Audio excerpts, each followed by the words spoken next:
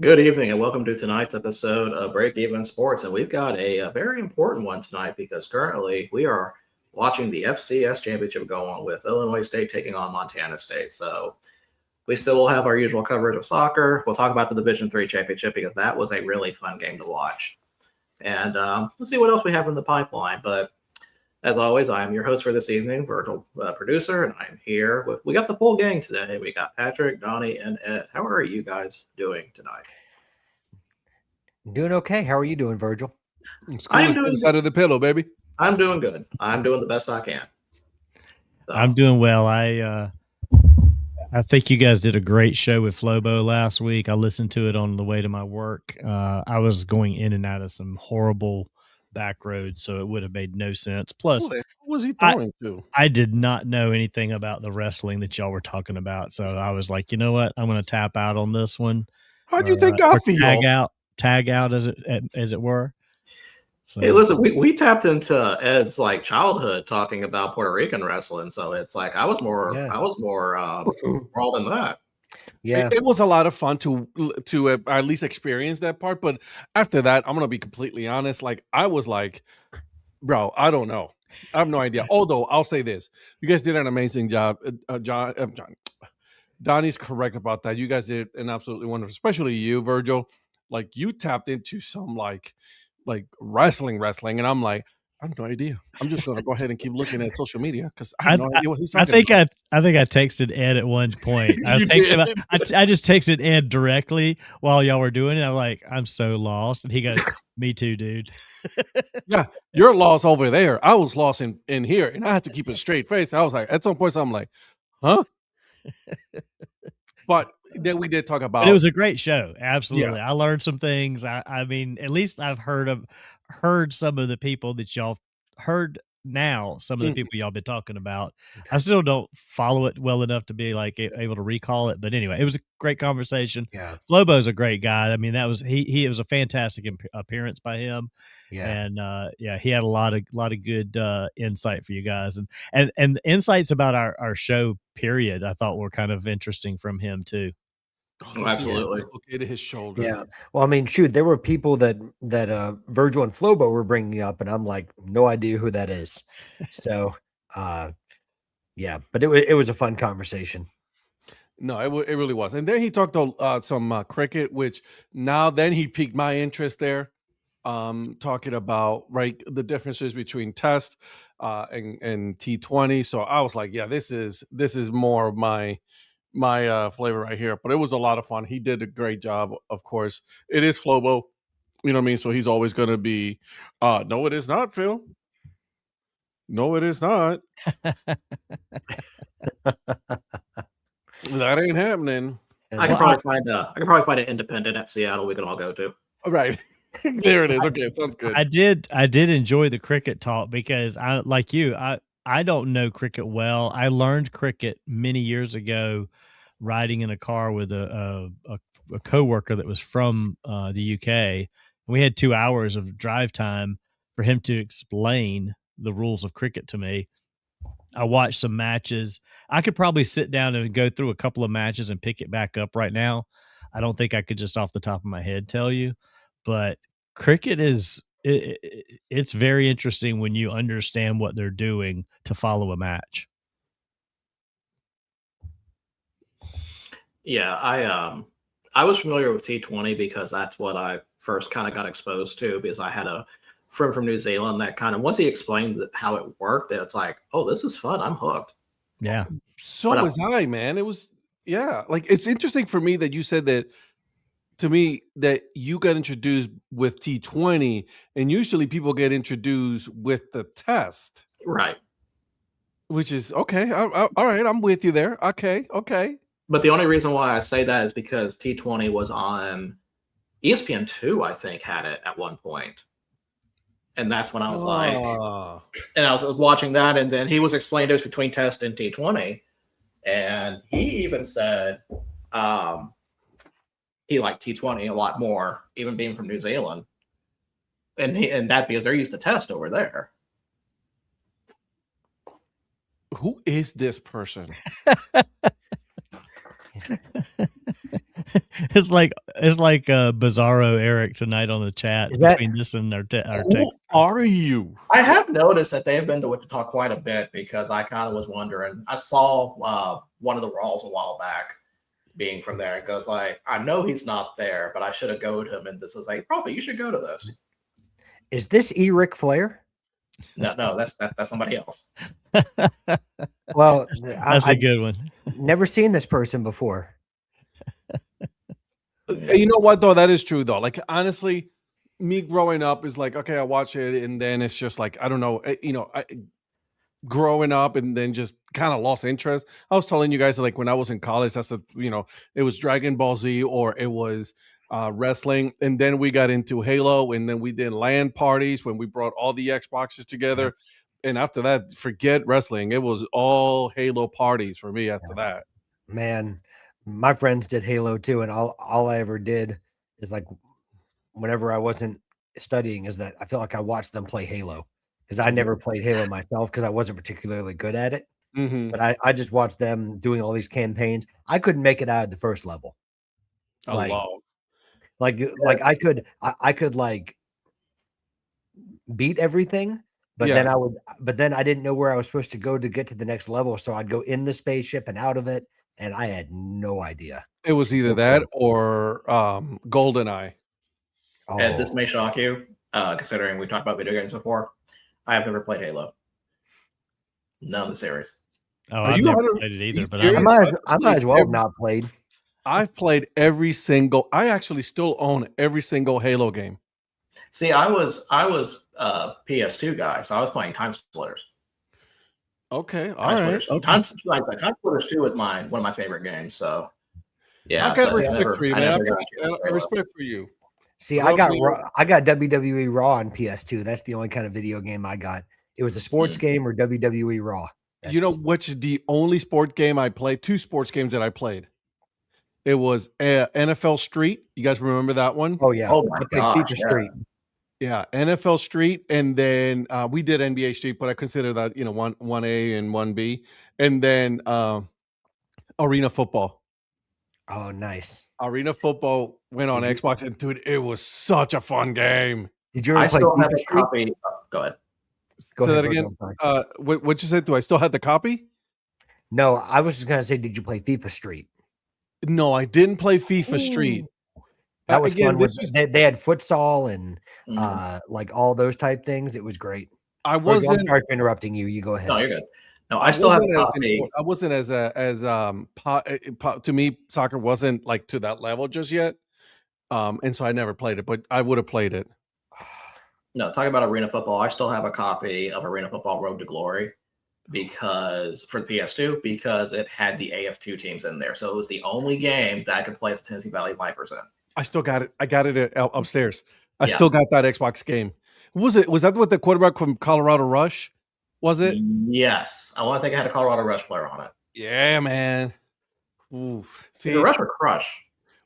The Crush was Colorado. Chicago Rush was the other one. Who is this guy? My brothers and I neighbors got together on Sunday nights and ordered all the pay-per-views, Royal Rumble, WrestleMania, Extra. Hey man, okay. I mean, it was a family event for us. I mean, like I said, when I say I grew up watching wrestling, my parents watched wrestling. They went to old Mid-South shows when they were at Fort Polk, Louisiana. Yeah. So like it's ingrained. My parents didn't. I watched it by myself, and then one time when my sister got mad at me, she told my mom that there was something on WWE Raw during the Attitude Era that I wasn't supposed to be watching. Oh, that's not fair. Yeah, I know. And I was like, man. Sister's like, I'm going to shut this shit down. Yeah, right? Like, I don't want to watch it, so no one's watching this. And let me tell you, she was successful because guess who couldn't watch? Guess who couldn't watch for a couple of years until he got older. They used to and still do. I don't know which one it is. I think they're actually supposed to be having something at the Township Auditorium. At Township Auditorium here in Columbia, and Phil will know about this because he's talking about Greenville as well. I mean, Greenville and Columbia, South Carolina were hotbeds for wrestling. I mean, the Township was constantly having wrestling. Well, that Ric Flair guy that keeps showing up on here, he knows about Charlotte, right? Woo! Well, so here's the thing too about not to hijack this, but like Also, what am I doing up here? That was just felt weird on this show. My parents weren't the biggest sports people. Like my parents didn't watch sports at all. Like Right. where we grew up, in the church. So like sports was never like the thing for us to do. Like I was always addicted to sports. Obviously, I've got a sports show and everything. 3 sports shows, as a matter of fact. So we were never really into he was not, and my mom was not. So it's like it was hard for me to say, hey, can we go to such and such event? I really want to go see it, because it was just nah. My dad, even though he didn't like wrestling at all, he took me to a couple of shows and where I grew up, because even in my small town, they still brought wrestling shows, because obviously with the live events that we'd have, not really live events, but live events. And we even had people like Jake the Snake Roberts come into town, Rob Van Dam, RVD. I remember that. And then Dirty Dick Slater and some of these other guys. I had the Bushwhackers come into town one time. It was crazy. And these are like all guys that I knew from yesteryear, and they were obviously in the twilight of their careers, but they'd taken enough drugs to where the only shows they could get were the small type shows. I hate to even say that, but it was rampant at the time with certain wrestlers, and but it was still cool to see those type of people coming to town, and I got to go and see them wrestle. So that was pretty cool. 2 things. One, we watched pay-per-view over the years live when Owen Hart died. The event was in Kansas City. And number 2, why aren't you here talking about this? Yeah. Obviously, you got plenty to talk about, Eric. You're more than welcome to join Break Even Sports Talk. Well, like I've said before, we would have to change the name of the show. Breaking Odd. Break Odds. I was going to say, I would say it in the like black. a slight profit sports talk. A slight profit. Come on, Illinois State. And that was a good play, though, by Illinois Great State. play. It was, yeah. So let's so I know we want to talk about this game going on. I know we want to talk about the Division III, but we need to talk about some football, some soccer stuff for a minute. Whoa. You're more okay. I know. I realized what I did, because before we even get to the games, we have a lot of games to get over, because we had the games on Tuesday forward. We've had some new job openings. 2 big ones and 1 big one, I would say, that's in Scotland. Yeah. That's big in that It's realm. big. It's big. It's big enough. I mean, everybody knows what it. Hell, I know what it was. I said that to you. I was going to say in the conversation of world football, I'd say it's big. That's fair. I wouldn't say it's as big as the other 2. That's why I kind of hesitated for a minute. I'd say historically it's up there. It's up there, yeah. And we'll start with that one, since that was the first one that. Oh no, that was the last one. That's the most recent one that broke. That is Celtic firing Wilfred Nancy, not even making it 33 days. 33 days. 3 days. So they lost the Rangers 3-1 in the Old Firm, and of course, with having the track record he already had with losing, especially after losing to Dundee, you kind of had a feeling it was writing on the wall. So if he was losing a rivalry game like this was going to be it. But 33 days is not enough to fix the problems that Celtic have. No. And when I talked to Patrick about it, I said a line, and I'm really, really sticking with this. Celtic has to play this next higher right, because if they get this wrong, they're about to Nebraska themselves. Ooh. So you mean they're going to be in purgatory for quite a while? They're going to be they're going to be a big name that's pretty much become almost irrelevant on the championship scene. The only counter to that I would say is that there aren't a lot of teams in Scotland, even when Celtic is bad, that can consistently fight them for a league title. But I'm thinking more on European scale. Oh well, I feel like they're already there. I give them a benefit of the doubt on that. Yeah. But yeah. Well, and they've already named a replacement. Even though they just announced it today, Martin O'Neill has already agreed to come back and serve as interim manager until the end of the season, which I think is the perfect appointment at this point. I think Yes. trying to get a permanent manager in at this stage for them would be ill-advised because they're in no hurry. And considering that Martin O'Neill, for those that don't know, is a Celtic legend, this is going to be his third stint at the club, second stint this season, because he was already there for an 8-game stretch when Brendan Rodgers left the club, and he went in 8 games. He won 7 and only lost 1. Wilfred Nancy in his 8-game run only won 2 and lost 6. So, and Celtic haven't lost 6 of 8 since the 1970s. So that should tell you why everyone is so up in arms. But it's a big. I feel bad for Wilfred Nancy. I agree with Virgil. I don't think that. Oh wait, Paul Bearer. Oh, Undertaker. Sorry. Oh yes. Sorry. Mobile, Alabama's finest. I'm just saying. Yeah. Very nice man, by the way. When he was, I got Percy Pringle. Percy Pringle, yes. Percy Pringle. Can I ask you guys a question? And then this is something that I asked Patrick also. I was talking about as he was doing his walk today. I think he, Patrick goes down the list of people that he talks to throughout the day, about. So it's just how he goes. But he has a question. It's like, so he left a pretty good job that he had, right? If I'm not correct, at MLS with Columbus to go to Celtic and then to be fired 33 days later. That's rough, man. I don't know, man. Was it worth it? I think he bet on himself. I mean, I think he bet that he could do it. It's just that, and I was telling you this earlier, Ed, that I don't know if he knew exactly what he was getting himself into by going to Celtic, or just how big or important Celtic is to Celtic supporters in the landscape of Glasgow in Scotland, and what it means in Scottish football. Because I mean, it's a way of life. I mean, Columbus probably loves the Columbus Crew, but the Columbus Crew are not. Oh God, they'll never be to the level of Celtic. No, that's well aware. Yeah. So, but he could have been building. He could have built a dynasty if he, given the opportunity in Columbus.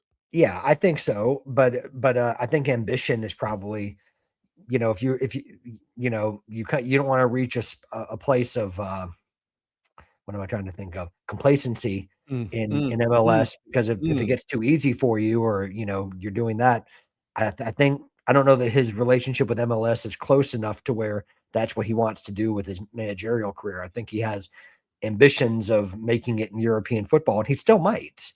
But I think that a lot of this sacking was down to the protests from the supporters, because it was getting very toxic very quickly. And when the higher ups are starting to be threatened by the supporters in no uncertain terms, as they can be in those types, especially when you lose an Old Firm derby, that's when the writing was on the wall. Because not only did Wilfred Nancy get let go, but their director of football, Paul Tisdale, also left the club as well. So it's not just a managerial change. It's also your director of football, your sporting director, that's also changing. So you're kind of rebuilding the foundation. But I think Martin O'Neill is a safe pair of hands, and he's about the best appointment they could have made given the options that they had to work with, in my opinion. And I would love to know. I would suspect that a lot of Celtic supporters probably feel the same about that, because Martin O'Neill is one of them. So he knows the club, and I think that while they may not be happy, certainly with the position and the situation the club are in, I think that they'll take that right now, given the set of circumstances. At least the large majority. Okay. All right. Yeah, I think that's fair. I still think they're not gonna. I don't think they'll reach. They'll get the Hearts. I think Hearts is pretty much. I won't say they're wrapped up, but I mean that's going to be hard. Well, here's the crazy thing: even losing 6 of 8, they're only 6 points back in the table. That is true, but and they play Hearts. And they play Hearts later this month. So, if that goes well, then who knows what could happen? Because I mean, Hearts, while playing well, can still drop points. Oh, absolutely. Yeah.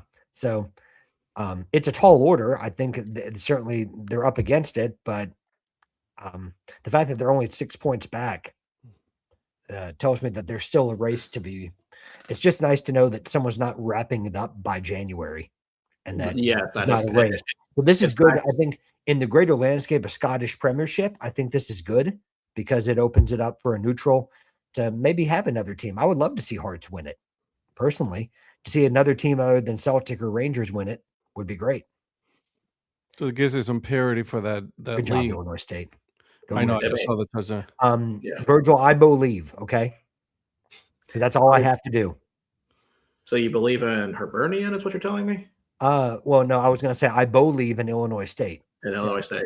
That's all I have. That's all I have to do. I mean, they're still in it. They've taken. Hey, their it's still punches early. against- They've taken their Believe. punches against Montana State, and they're coming. They're still doing good. And honestly, I think in the grand scheme of things, Donnie would be a believer as well. Probably. I think he would be. How many? And again, this is the part where you educate Ed, and you probably educate Donnie as well. How many total leagues are in the Scottish League right now? How many total league teams? Like in the Premiership? in the top division. Yes, top division. 12. Let's just stay with the top division. 12. 12 of them. Okay, so technically, it's just like it is with with the Premier League. Well, But the Premier League has more. I it's get it. I more, understand that. yeah. But close Yeah. enough.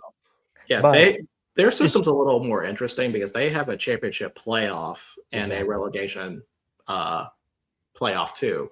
So the top 6 go into a championship playoff. The bottom 6 go into a relegation kind of thing. So it's a little different.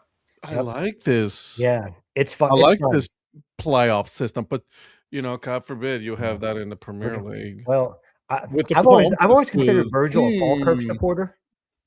I can envision Virgil being a Falkirk guy. I don't know why. Do you know which Scottish team got me to watch Scottish football? Hibs. No. They're no longer Premiership. Inverness Caledonian Ooh. Thistle. Is it their awesome mascot? It was that in the name. I'm like, what team is this? And then it was Speaking of people freaking people out, wouldn't it be Inverness? Isn't it Inverness that has that weird star thing? Or am I thinking Partick Thistle? I think that's Partick Thistle. Partick. Okay. And no, Donnie, we will not be picking a team from the Scottish Premier League. Okay, we already have enough teams. Donnie already. I was Donnie already had it. I was already debating between Dundee United and Dundee Free for All, apparently, because they don't have a second name. No, Donnie's Dunfermline because then they're going to be the Dunfermline Donnies. I'm on their website right now, looking at all the. I'm looking at the teams too. I was like, which one speaks to me? And it's like, Definitely Dunfermline. Oh no, I was like Crocodile Dundee or Dundee United. Is that a I don't know. touchdown by Montana? that's Oh damn! unreal. Yep. That's unreal. Oh damn, that sucks. That's unfortunate. That's a backbreaker. That is a Oh, backbreaker, man. especially so quickly after scoring. 33-yard catch. That was Let a me show you the 3-play, mascot. 75-yard drive. Is Lane Kiffin at Montana State? You know they have no hot yoga in Bozeman. Phil, I was with you there. That's the exact same thing I thought about as soon as he said that. Yes. Holy Jesus, what is Yes. that monstrosity? This is the Sun mascot that Patrick was mentioning. This is from Patrick Thistle. What Partick is Thistle. that Partick thing? Thistle. Partick Thistle? Partick Thistle. Yeah. And what's his name again? Is it Kingsford? Let me see if we can find Or the name real quick. Kingsley. Not to What be confused is with- that thing? So he comes from a commercial partnership that he's a mutant sun god, but it was some type of I want to Coming say it was in a mutant sun god? I want Is to he- say it was is he the Sutter? front of and Virgil, correct me if I'm wrong, it was a front of shirt sponsor. or I something? don't know the story behind this one as much. Hold on a second. I got the sun god in my arm. Does it look like this? It's Kingsley. Look, it's right there. Yeah, I was gonna say I know it's Kingsley. I just because it was like the owner had something to do with the with that group, and then That's atrocious. Can you imagine Ed dressing up as Kingsley? Oh, 100%. I can totally see Ed dressing up as Kingsley. Oh, Mia would love that. Yeah. No. Yeah. This Halloween, Ed's going to be Kingsley walking around trick or treating with Mia. That is. No, Daddy, I don't want to eat candy this year. And yes, it is Kingsley. You're right. Yeah. Oh God, that's just. He's awesome, isn't he? Let's go with that. He's the awesome. teeth are freaking me out, and then the fact that there's no nose, the lack of a nose. It is just two nostrils. Yeah. Yeah. I'm gonna remove it. I'm sorry. Yeah, Virgil, can I go ahead and just give Donnie the Dunfermline so they can be the Dunfermline Donnies? I mean, well, does he want to be Dunfermline? Does he want to be Dundee? Dundee. Oh no, the Dundonnies. The Dundonnies. I like that. But should I go with the regular one or the United ones? I mean, I like things to be united, but I don't. Well, know. I mean, you got to pick because I mean, it's one or the other. You can't pick both. Like you're gonna get to a fight. The supporters of each would tell you they are very different. Well, and the thing is, my ancestry is predominantly Scottish, which I didn't know that until I did the ancestry. So out of the percentages, I think the higher percentage of the European part of my ancestry is Scottish, which I had assumed it was more Irish, but it's not. I don't know, man. Dundee United and then regular Dundee FC, their crests are very different. Yeah, United looks kind of cool. I don't know. He's 10% Scottish, 90% wealthy. All right, Polly. That's Polly, hilarious. Polly, you are awesome. Thank you for that. That is hilarious. Oh. Holy crap! Did they score that touchdown right before the halftime? Yeah, they did. Yeah. Oh, that's unfortunate. Does Montana State get the ball second half? They do. Oh, that's unfortunate. So this has a chance to be really bad when they get the ball back. Oh, that's a big Samoan dude. Polly, well, as we have, Polly, that was a perfect response. Thank you. As we have Ed look over, or Donnie pick his Scottish team, the Dundonnies, which is nice that he's not picking Celtic or Rangers. Oh, he literally jumped over a dude. Yes. Yeah. Oh, that's unfortunate. Well, it's good for you, isn't it? Didn't you pick Montana State? Oh, did I? You did. Oh man. Of course. You mean how you're like at the top of the picks or something? I don't know. I don't think I am, but I'm gonna go ahead and claim it. What did Polly? What did you clip there? No, we did not. I did not watch your Steelers. Do you know why I didn't watch the Steelers? Did you fall asleep during the game? No, I was watching Division 3. You were watching North Central and Wisconsin. I was split screen on that. Yeah, same with me. I was watching that, and then also at the same time, I was doing an interview for the Dead High Chronicles podcast. So I was definitely not watching the Steelers, the Squealers, and the Cravens. I don't blame you. I'm sure we'll talk about that game tomorrow. Sure we will. Tomorrow, yeah. So that is one of the managers, but there's two more to talk about. And next one, we're going to go over to Manchester United. This is what happens when you give up points to Wolves. So one of three that they have all season. Exactly. So to the most shock, I don't know, Patrick, how shocked were you by this?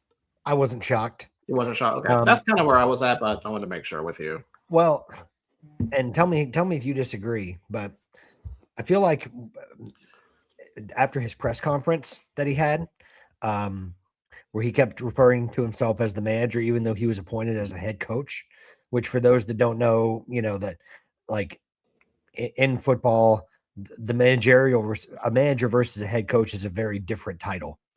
Manager usually means that you have a say in transfers. You got a greater level of control over it would be kind of like in the NFL, like Bill Belichick having control over operations, right? Like you partial GM versus just you've got like GM style responsibilities in addition to, you're not really operating under a sporting director in a lot of cases, although sometimes you can. But So it sounds like he was trying to claim more responsibility than he has. Gotcha. In short, yes. Yeah.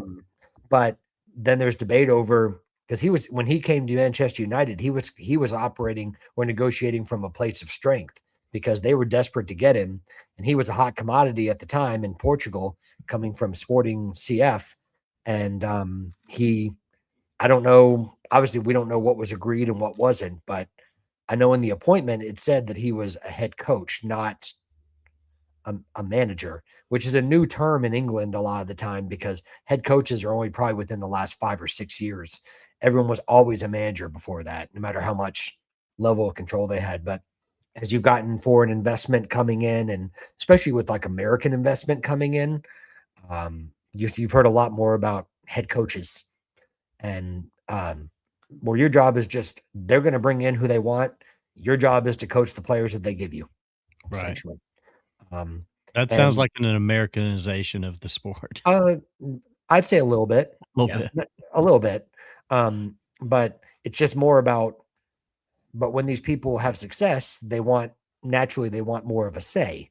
So, but Amorim, it just sounds like he was ready. I feel like he was ready to get out because he went on this rant about, that they weren't investing in the team, even though they spent over 200 million pounds to get him players. Although that only gets you about 3 players these days. But he wanted them to invest this month in the squad. They weren't going to do it because they have long-term targets that they want to do in the summer. And it was just discord, almost a palpable discord between, using an old Chelsea term there, a palpable discord between the sporting director and the powers that be and Ruben Amorim. And when that happens, there's only one result, and that's the manager, that's the head coach going. So definitely some infighting. Oh yeah. Yeah. And in fact, I feel like he was basically being begged to be sacked. It's just that he wasn't going to quit because then he forfeits the payout that he would get. Yeah. So he'd much rather be sacked, so that way they have to pay. I was just going to say, I think he was going to force the fact that he was going to get fired. Like, if I'm going to go, if you don't want me here, you're going to have to fire me. I'm not going to step down. Basically what he said was, because I think he signed a 3-year deal when he first came on, and he said, we'll work together the 3 years and then we'll go our separate ways. He says, unless they replace me, that's the way it's going to go. So he's basically like, I'm daring you to give me the sack. And it didn't take long. They called the bluff. Well, yeah. And I mean, he doesn't care. He gets out of that mess that they're in, and he gets basically all his money. So who created the mess? Did coaching create the mess, or did ownership? Manchester United's been a mess for a while. They're owned by the Glazer family, who owns the Tampa Bay Buccaneers. Oh, okay, got it. Then there was investment. No said. Well, the Glazers did something really quite smart. They brought in a new investor, a company called Ineos, that's owned by Sir Jim Ratcliffe. Yep. And while they're not the majority owner, the Glazers are still majority owners, but Ineos has become essentially the new punching bag for Manchester United supporters. So they kind of let them run the footballing side while the Glazers just get all the money, and basically just, milk the club dry for what they're worth, for what their valuation is. And now it gets higher enough, and then they'll just sell. Well, don't get me wrong. Like Manchester United supporters, the large majority of them still can't stand the Glazers, but recently the people that have been in the line of fire are Sir Jim Ratcliffe and the Ineos group, because they're the ones that are kind of out in front, making appointments and, putting people in place. And the Glazers just kind of get to sit there and, collect their money. They don't really, you don't hear them a lot.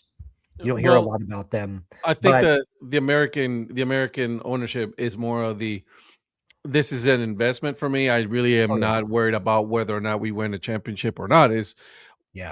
What is, like you said, the valuation of my club compared to, before. So like, I'm here to make money. And they're not going to invest the level that maybe Manchester United supporters want to see them invest, because like you said, they see it as an investment, I think, more so, Yeah. and it's an asset more so than we're honored to be custodians of such, Correct. whether you like them or not, one of the most iconic brands in world football. And they've gotten away from their identity of, there's always been a Manchester United way of playing. Mhm. Like your Barcelona is never going to compromise the way they play. No. Bayern Munich is never going to compromise the way they play. Real Madrid is never going to compromise the way they play. And if they do, you're gone. But in recent years and with recent managerial appointments since Sir Alex Ferguson left, really everyone's kind of tried to operate a different way. And Ruben Amorim, getting back to what happened, he was very inflexible with the formation he wanted to play. Right. He didn't really adapt his style to the players that he had. He expected the players that he had to adapt to his style. And I got you. And a lot of the, like the ownership is like, well, that's a problem for us because we're going to bring in the players we think we need to bring in. And he's like, well, whether it works or not, I'm going to play 3 at the back because I think he played a 3-4-3. Is that right, Virgil? Yes. It's like a 3-4-3 formation. And that doesn't work really well in the Premier League a lot of the time with the current style of football. It's just, it's kind of like putting a square peg into a round hole. And he was inflexible. And ironically, when he would try to play 4 at the back, they were a lot more successful. But then he'd revert back to his preferred formation at 3-4-3. But he just didn't have the players that he needed to play it the way it needed to be played. So interesting. Yeah, at least that's how everything that I've been hearing from Man United supporters and from the analysis I've been watching. That seemed to be the situation from what I gathered. Now, if you guys think that's impressive for his knowledge about Manchester United, here we go. We're about to, yeah. Let's talk about the other firing that happened. This one might be a little bit more triggering. And this is Chelsea with Enzo Maresca. I'm not going to lie. This one surprised me when I saw this one come out. I wasn't altogether surprised. Just because I know the club. And why do you know the club? What's that? Why do you know the club? It's a club I've supported for, let's see, almost 20 years now. Got it. Just wanted to clear the air. Yeah, it's a new day at Chelsea Football Club, but leave it to Chelsea. Another new day? I know. What's that? Another new day? Well, it's a new day. Yes, it is. Don't you dare be sour. Don't you dare be sour. Anyways, poor Chelsea. Yeah, so Chelsea. I was referring earlier with the Ruben Amorim about how he wanted more of a say in how things were done. That was almost exactly the situation with Enzo Maresca.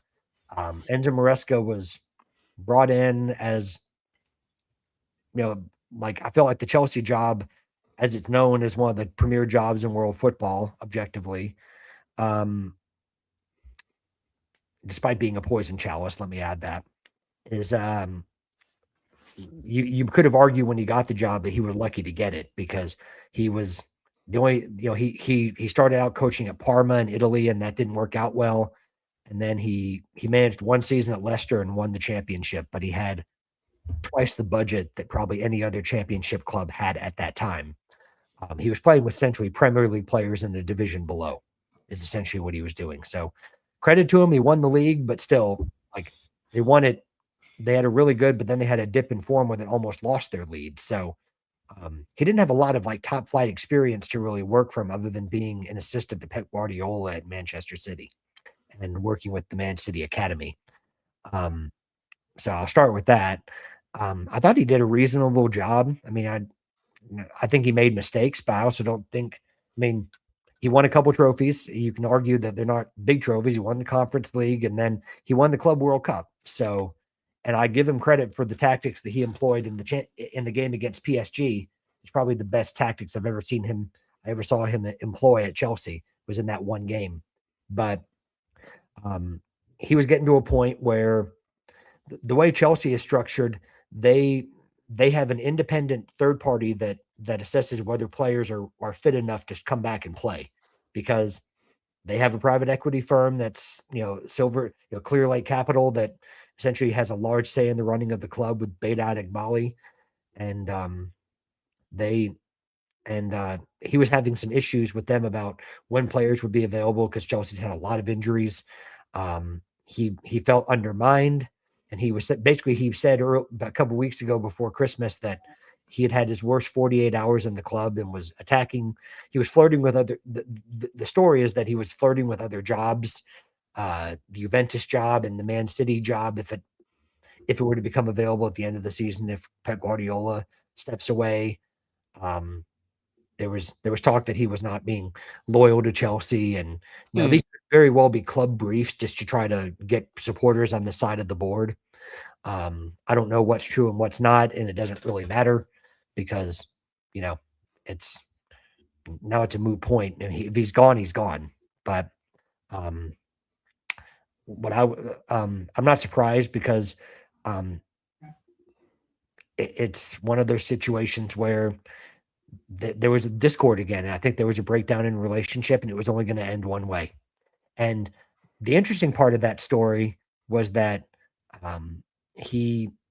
they said that he basically essentially resigned. It wasn't so much that he was sacked. So he kind of walked away from guaranteed money. So now there's a side situation where he's now trying to get that money, but if he basically walked away without any kind of negotiations. So it's almost like he forfeited any kind of guarantee that he would have walked away with. So I don't know how that's going to end or what the resolution on that will be. I guess time will tell. But personally, I wish the sporting directors would go. That's just I think it's a bigger problem than Enzo Maresca. I think that the sporting directors at Chelsea are just not good enough. I like Todd Bowley at Chelsea, given what the options were. I don't like the Clear Lake Capital side of Chelsea. I was just going to ask you the question because, and this is something that we see here a lot in the American football, right?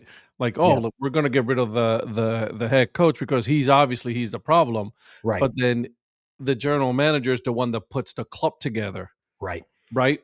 And I'm talking from experience as a Browns fan, right? We just fired our head coach, but we kept the general manager, who's the one that put the team together, which, by the way, is a shit team. So, that was my question to you. Like, is this one of those situations where it's comparable to that? A little bit. Okay. I would say it's kind of like I would say it would be more like Jimmy Haslam putting his hands into everything, which he has his hands in and micromanaging every situation, which he is. That to me is what Behdad Iqbali and Jose, to a lesser degree, Jose Feliciano, who are part of the Clear Lake Capital Group, do. Really, Behdad Iqbali, like, he comes to the locker room after every game. The sporting directors come in after every game, but that's because they basically suck. I feel like they suck up to the ownership group, and they got new contracts out of it, so it must work. But I think the sporting directors. My problem is that Enzo Maresca was supposed to be their guy. This is like the third manager they've been through, because there was Graham Potter, there was really the fourth manager, because there was Frank Lampard on an interim basis, and then there was Mauricio Pochettino. So Maresca was supposed to be their guy, but when this breakdown in relationship took place and he's now gone, the sporting directors have borne no responsibility for the failures that have taken place. And that's the problem that I have, is that I feel like they've gotten away scot-free and nothing's happened to them. Kind of like how I can't speak for you about how you feel, but it's kind of like with the New York Giants, where Joe Shane survives, but Brian Daboll doesn't. And in Cleveland, where Andrew Berry survives and Kevin Stefanski doesn't. Correct. So, at least at Celtic, where when their manager was sacked, it was like the sporting director and the manager.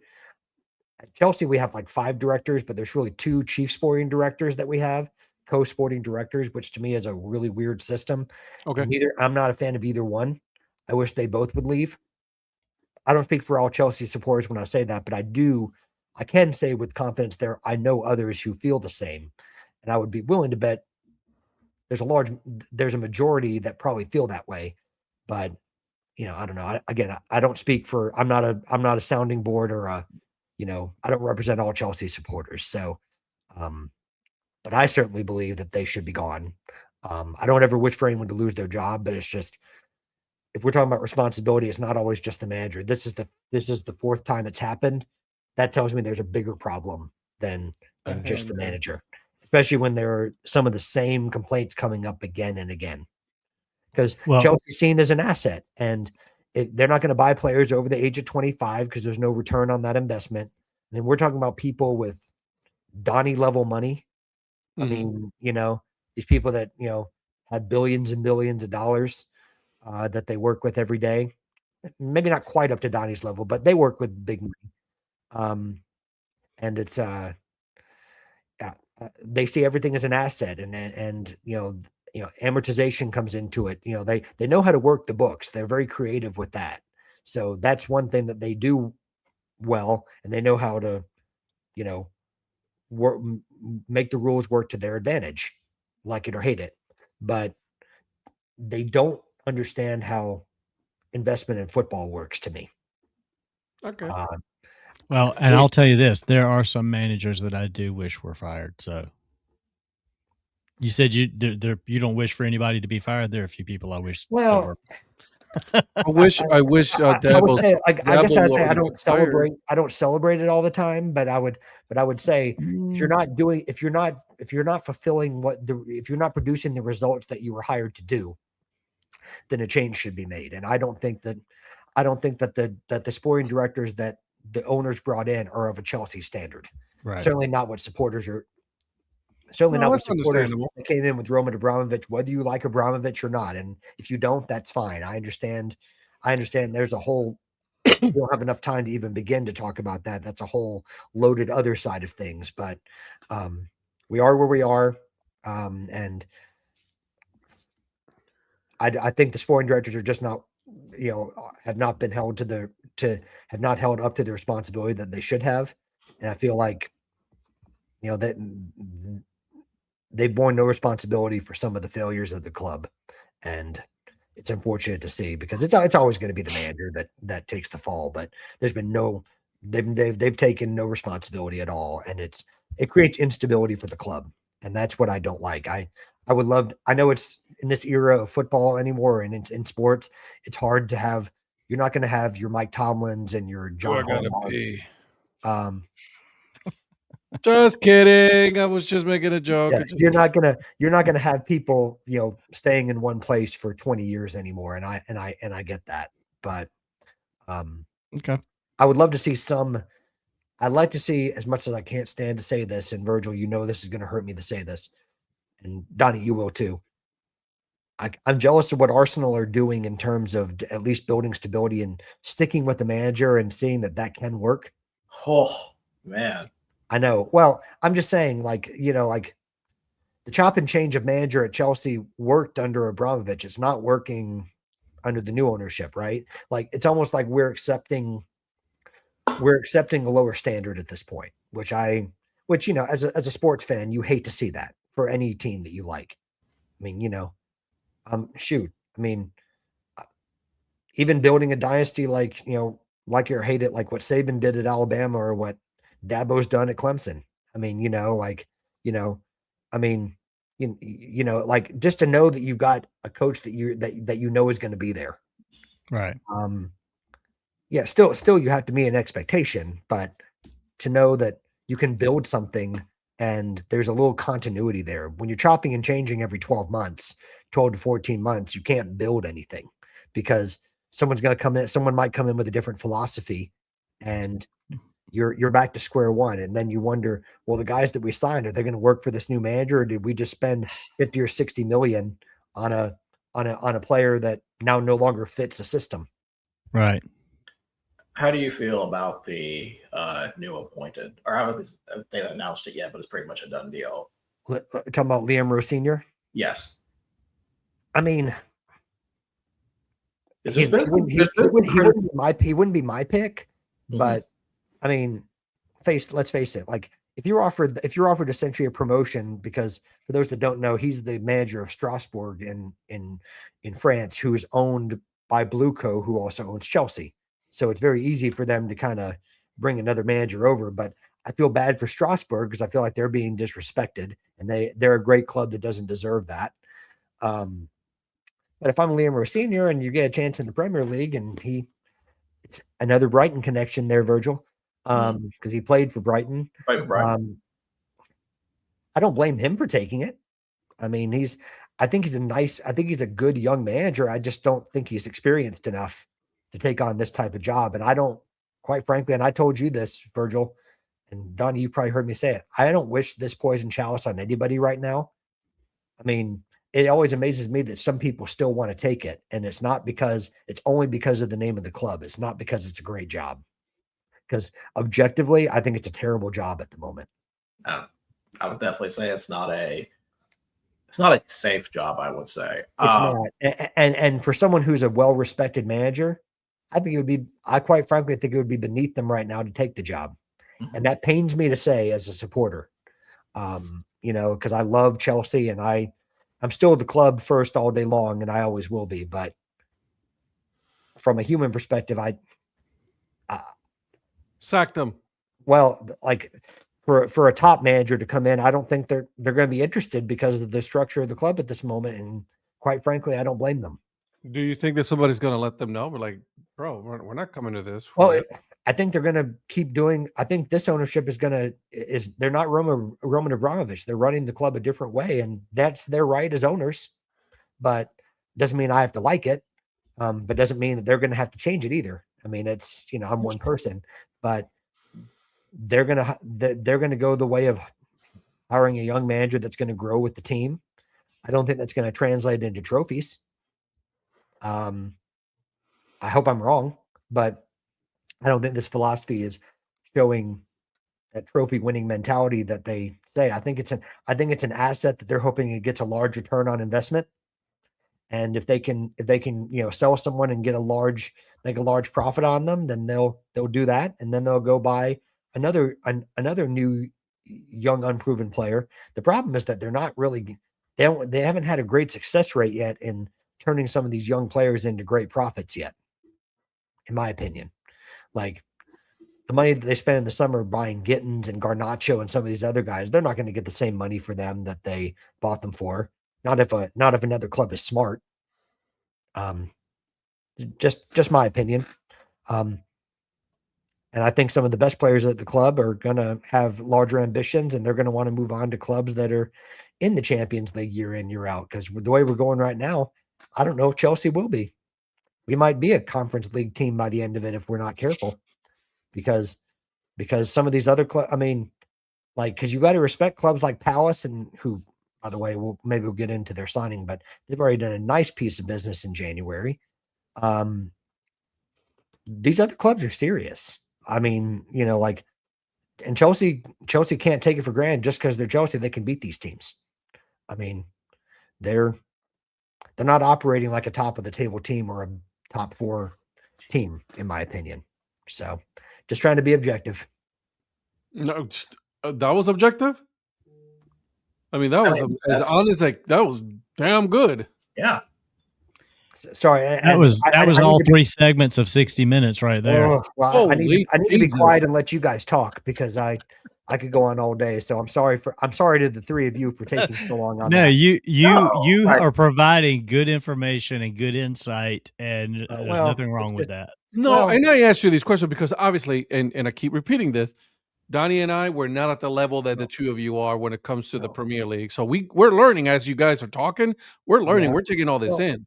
And I think in all 3 situations, I think something that's shared is that there's problems with the directors at the club at all 3 clubs. When we're talking Manchester United, Chelsea, and Celtic, and they're not the only ones. I think as we're seeing more foreign investment, that's why you're seeing all these are happening at this time because of that. Yeah. Well, I think the way football clubs are operated is just as a rule, it's changing because of foreign investment. I think these football clubs are being seen as assets and good night, Phil. Hope I didn't bore you too much. Good night, Phil. Hi, Phil. Good night, Phil. But he's got to have real kids coming in tomorrow. He had his in-service day today. It's like back to the kiddies. Yeah. But I think as we see more foreign investment and if these people are going to bring it in, they're like, well, we're bringing in all this money that you're going to need to be able to compete. You're going to play by our rules, and we're going to see this as assets. Okay. You know, some do it better than others. Like I think that, Stan Kroenke for all his misgivings when he first came in, and it's taken a long time because they've not always been run well. I think they've learned. I think they've learned a little bit to kind of just back off and let the football people do football things. Mm-hmm. They've become less of a micromanager and kind of let the football people who know how to run things in English football actually just let them do their job. And Arsenal is reaping the benefits of that right now. Not always great investments. They've underperformed. Probably, I think most Arsenal supporters would tell you that, but they look like they've turned a corner this season. And Manchester City's owners, for all their misgivings, largely kind of let Pep do what Pep needs to do. At Manchester United and Chelsea, I feel like you've got micromanagers. Don't let the people do their jobs, or they bring in people who will accept them being micromanagers, at least for a time. And Celtic, I think Celtics just had to rest on their laurels for a lot of years because they've become complacent, and they only need to do just enough to win the title. They just need to do a little bit more than the other guys. Rangers have been in turmoil for probably 15 years at this point, off and on. Scottish clubs have not been able to compete financially with Celtic, and Celtic is just kind of like they've almost taken for granted that they can win the title year in, year out. Yeah, Celtic's situation is they got punched in the face and they don't know how to react right now. Yeah, and is that good? And their longtime director Peter Lawwell is going to be leaving the club because of it. He's finally the public pressure finally got to him. Mm-hmm. So is that good for Scottish football? That Celtic got punched. Parity is good for Scottish football. Because it's, you need Celtic and Rangers to be doing well, I think, but at the same time, I don't think it hurts to have, But why do you need them to be good? Why? Because I've heard this in so many leagues. Like, oh, you need these big clubs to do good in order for this league to do good. I'm not a fan of that. I get it. I understand. I'm talking from an economic perspective, more so than the will of the fans. But like, you still want to get like your commercial deals and everything for the league. So in order to do that, you need Celtic and Rangers to at least be known brands around the world. I think on the pitch, I think it's good for Scottish football to have Hearts doing well, to have Hibernian and Hearts and Crocodile Dundee, or the Dundanis or whatever they are, to be doing well, or Virgil's beloved Falkirk to be doing well. Patrick, yes, sir. It's time for me to discuss my favorite thing about soccer, since Ed brought it up. Yeah, you go right ahead. Ed, you brought up why you want your big teams to do good. Yeah. 2 words: country coefficients. Okay.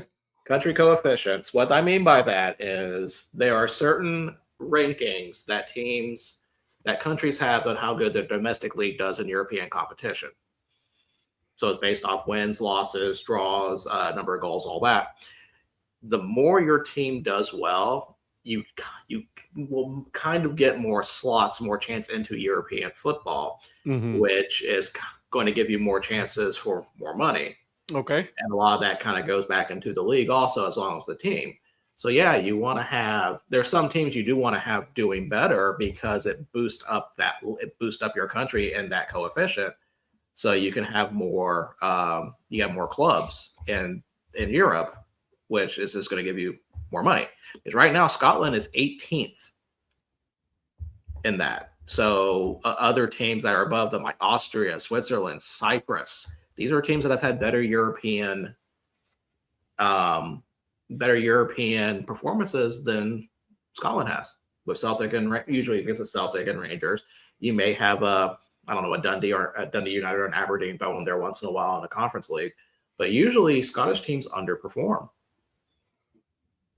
So yeah, you want to have the investment to have your teams do better, so you can be more kind of have a raised view in those levels, so you can get more money out of that. Okay. So that's why you want those big teams to actually do well, because they're capable of doing that. While Hearts is a fantastic story on the Scottish level that I'm going to enjoy domestically, I don't know how that's going to translate internationally. Okay. And whether we like it or not, it's a game of money. Yeah, pretty much. I mean, just like any sports league is, right? I mean, what does Rob Manfred's mandate is to get as many eyes on the product as possible and make MLB a lot of money. What's Roger Goodell's job? What's Adam Silver's job? What's Gary Bettman's job? Mm-hmm. I mean, it's to get eyes on the product. And I listen, I get it. I understand it. I'm just saying, like, it's not a romantic view. No, not at all. This is a very economically sound view. I get that part. I understand. It's just that, like, I get it, but like the way I'm looking at it, and again, I could be looking at it from the fans' point of view, right? Like, do you want the other teams to be elevated as well? If you want to move up from 18, don't just have the top 2 teams always be good and then the rest just fight for the scraps. You want more teams to be better, so you want to elevate those teams with you. Well, and I would also say, though, it's not even just that. The reason that Celtic and Rangers are as big as they are is because they're in big cities, with a history of support. Okay. Like let's face it, like a Falkirk is not going to have the support base that, like, unless you have like a Ryan Reynolds come in and buy Falkirk and get a whole country behind them, like you've done with Wrexham. He's trying with. Well, I'm saying, but like, unless you have an owner that's got notoriety and knows those types of things that can go in and buy a team like that, that's about the only chance that they have to be relevant. But I hope somebody does. But maybe they will. I don't know. I mean,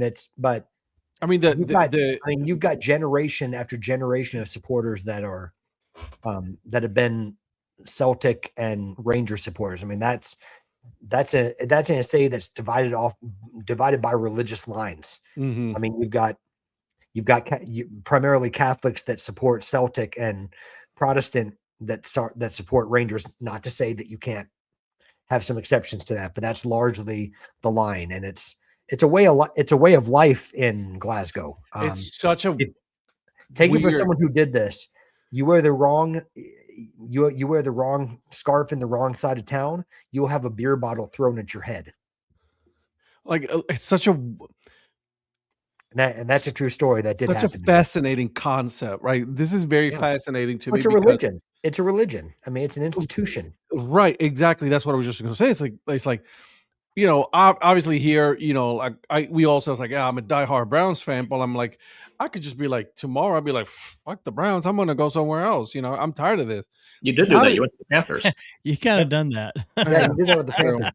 No, and that's not to I didn't have a choice in the matter, to be honest with you. Well, and I don't mean to denigrate. Like, I mean, it's even for smaller places with smaller clubs or clubs in lower leagues, it's a religion for them too. I mean, life in a lot of those small places, that is the economy for a lot of them. And Wrexham showed that. Around.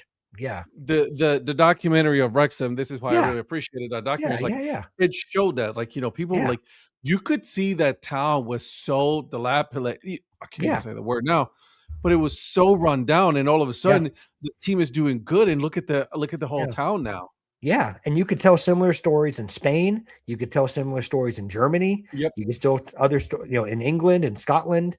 I mean, there's a lot of places that you could tell stories about other clubs because they mean that much because it's usually passed down from. It's no different than when people pass down like a Yankees fandom from generation to generation, or Red Sox or Cubs or something like that, or but you know what I mean. Like, no, I know. I'm just messing with Donnie. Like those iconic like history things. I mean, Donnie probably got his from Don Mattingly, but anyways, my story. Yeah, no. But it's usually passed down from generation to generation. And in Scotland, it's just that in Glasgow, you have a lot of, the success kind of built up that brand because Glasgow is already a big city, but then in the, like in previous decades and in previous century, there's a lot of success behind those two clubs too. A lot of legendary victories, and Celtic and Rangers have had a lot of success in European competitions too. So with some iconic managers like Walter Smith, for example, at Rangers. But yeah, it's not something you can turn off, and it's a different beast than supporting Chicago Fire or something in MLS. It's just Chicago Fire, like, MLS clubs that have a limited history. I mean, they go back to the 1990s. Some of these go back to, the early 1900s into the 1800s. Yeah. I'm with you. Yeah. I'm with you. Yeah. So but also, like I said, the ownership and the economics are changing. And like a lot of the English that I know, that it's hard to see like the game that as they've known it their whole lives kind of changing right before their eyes. Kind of like baseball fans, as all these new things have come along, and all the old school baseball fans. It's the same thing. Nobody wants to. Everybody always wants it to be like they grew up with it. Yeah. And it's just not the way of the world in any level of sports anymore. You don't want to take away the magic of it. I mean, and like in English football, like I said, like, concepts like VAR and some of these other things, while the spirit of it's to try to improve the game, some would argue that it's taken away the magic of it, or the unpredictability of it. Right. And all that type stuff. And the more and more you're having to spend on players for transfers and everything else. I mean, sorry, I'm messing with it. No, I kind of like that second one with the orange one. That actually looked kind of nice. Ooh, did you say orange? Did you say orange? Nice don't do it. That's for tomorrow night. No, go Pokes. No, there you go. Just for you, buddy. Go Pokes.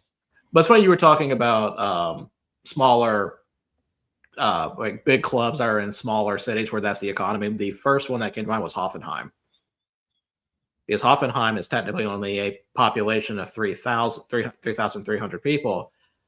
And even the next town over has like 37,000 people. They have a top flight Bundesliga team, and their stadium holds like 80%, actually no, 91% of their population.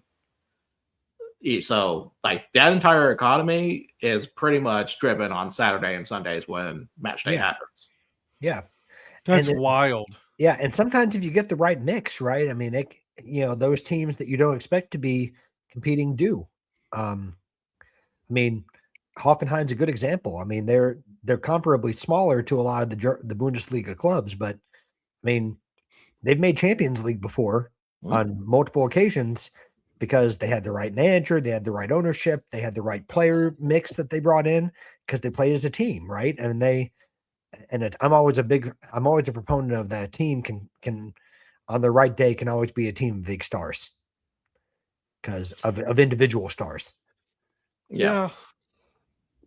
If it's the right day and the right time, I mean, give me a team that plays like a team over a team of individual players, because to me the collective is always going to work out long term in the end anyway. Illinois State making this interesting, boys and girls. They just had offensive lineman score a touchdown on the fumble recovery. Yeah, because he just fell on it. Well, listen, I think it's because I think they're going to go back and say that his elbow was down. This is going to be about 6 inches short on the review. Well, I think Donnie's going to start to believe right there. Well, I don't know. Maybe that ball was out before. Actually, it may be out before his arm hit the ground. No, I think that ball was. Can you fumble it forward though? That's the thing, though. Yeah, they'll probably call that. I don't know, sure about that. I feel like he had control of the ball until it hit the field, though, and it was the field. The ball was loose. The ball was coming out. I think they're going to bring this. I don't think you can advance it, but I think you can recover it where it was. He didn't advance it; it just fumbled forward. So I think that's fine. Forward. I think it's going to be a touchdown. And there's a book called Soccernomics that actually goes a lot into smaller towns with big football teams. Mm-hmm. And I don't know if this is true anymore because this book is it's a little on the older side. See, I already knew. One of my favorite things from that book is talking about how the capital cities, while tend to be the biggest cities, don't have the most successful football teams. They don't have to be. But I mean, it's just kind of it's just kind of the reason they explain the reason why behind it, and I think that's interesting. Kind of funny. Okay, Yeah, okay, it's a good book. okay. And yeah, Ed, I think you and Donnie would enjoy it. I'll take a look at it. Absolutely. I get the sense that Donnie's a reader too with those glasses. I'm a listener more than a reader. I'm more of I'm with Donnie on More that of an one. audio- I'm more of an audiobook. I actually, you know what? I just want to schedule time for Patrick to read it to me. How about that? Donnie, I would read it just for you. Soccernomics by Simon Cooper and Stephen. Nope, don't I'll do just that. lay Don't do back and I just let it just soak in that sultry voice as he reads the words There off you the go. pages. There you go. Or how about this? With a foreword by Virgil the Goat. Virgil the Goat Brooks. Let's see. Is it on Audible? I'd be shocked if it wasn't. I don't know.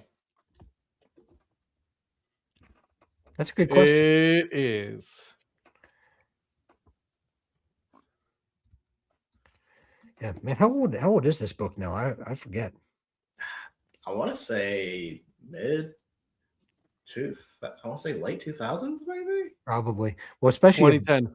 especially if Billy Bean is Billy doing Bean, the like. Oh, for fuck's sakes. Billy Bean was on there.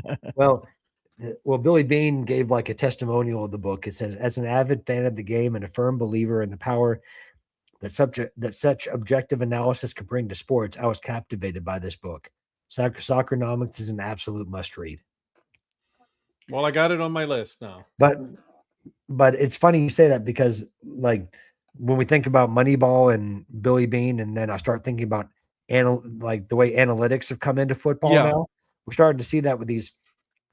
It's the new age of like anything now, but it's also what these private equity firms, that's what they look for. They look for, it's not the eye test, right? It's just we think this guy produces, so many. I can say this for like his XG outperforms this person's XG. Yeah. So the analytinomics. We'll call it analytinomics. Analytinomics. I'll say this as someone who's a fan of a team who tried this. It's not always successful. Oh, you're talking about Mr. Paul DePodesta? Yeah. Who's a disciple of Billy Bean? Oh, Billy Bean, who tried to bring that to the Cleveland Browns, and look how that turned out. Guess who else tried that? The Toronto Blue Jays, when they hired J.P. Ricciardi from Oakland when that happened. And while my favorite logo was while J.P. Ricciardi was the Toronto GM, that was not exactly a period of sustained success. Was that with the black and the blue? No, that was the maple, like the with the Blue Jay and the maple leaf. The one he had the hat on for the other night. See, I like that logo a lot. No, the one with the I don't know why Donnie hates it so head. much. I don't know why Donnie hates it so much, but that's my favorite logo. No, I don't hate it. You don't? No. I love the Blue Jays logos. I've loved all the Blue Jays logos. Oh, it's Virgil that hates them. That's right. I forgot. I've never done anything. Virgil's face was hilarious. I was like, wait, hold on. What? Wait, what? The Blue Jays have never crossed my mind at least once, Patrick. And you can't say me because, the Blue Jays are the Guardians of the North. They are the Guardians. Listen, I feel like when we say we the North, that's the Guardians and the Blue Jays. No, that only leaves one possible person who said they didn't like that logo, and it's the most obvious one. The one who doesn't like anything. I was just about to say the one who hates everything, but all of a sudden he hates everything, but yet he's all of a sudden watching FCS and talking wrestling. Well, he went quiet, so he's probably asleep now. Yeah, he probably went to sleep. Wait a second. Ed, who's in that corner of your couch? I don't have a couch behind me. No, I said, but who's in that corner of your couch? Did Eric make his way to? Oh, he made it to my couch. Yeah, he did. Because as soon as, dude, I actually just took a power nap before the show, so just so you guys know. Or Donnie, who's in the front seat of your Wagoneer? Yeah. Love Eric, but man, that man can fall asleep anywhere. He sure can. Of course, I can too. What am I talking about? So let's just go over some of the scores. I'm gonna go down lightning round on this for the scores over the week. We're going to start with Tuesday. Newcastle beats Burnley at Burnley 3-1. Chelsea and Bournemouth tied 2-2. Any thoughts on that game? I mean, no. Leave it. Yeah, no, leave it to Chelsea to not even be able to beat a team who can't buy a win right now. So it was par for the course with the way things have been going. Everton beats Nottingham Forest 2-0 at Nottingham. West Ham and Brighton tied 2-2. Game I was looking forward to that ended up being a completely disappointing game. Arsenal beats Aston Villa 4-1. Aston Villa just ran out of steam, pretty much, because that was pretty good game in the first half, and then second half it just kind of flooded open from there. And then the one that I definitely enjoyed because I watched all this and they even had a chance to win this, Manchester United and Wolves tied 1-1. Wolves gets a point. Wait, Manchester United play Wolves or Leeds? Wolves. I'm on Tuesday. He's on Tuesday. Oh. I'm like, hold on a second. Yeah, so on Tuesday. This is a Tuesday. Now we're going to hop on to Thursday for the New Year's Day games. Fulham beats Crystal Palace 1-1. Beats because of the way beats. If you saw the game, they should not have they probably should not have tied that game.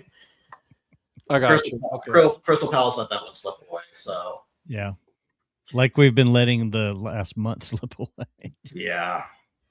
We'll get a little further into that. Well, they made a good signing, like Patrick mentioned earlier. We'll circle back to that. Let's get through the scores. Yeah. Liverpool and Leeds tied 0-0. Brentford and Tottenham tied 0-0. I'll take that. I'll take it. Things are going great in Tottenham right now. Yeah. I'll take a 0 scoring tie right now. What I love is that their manager is really enjoying himself right now. He said it himself. Listen, Brentford is 8-3-8. Like, I'll take it.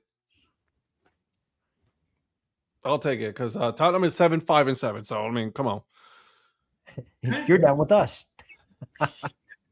I mean, both teams got excellent 90 minutes of cardio. So yes, right. And Sunderland and Man City tied 0-0. Saturday slate. This is Saturday the 3rd. Of January. Aston Villa beats Nottingham Forest 3-1. Brighton beats Burnley 2-0. Wolves have their first win. Look at that. 3-0 against West Ham.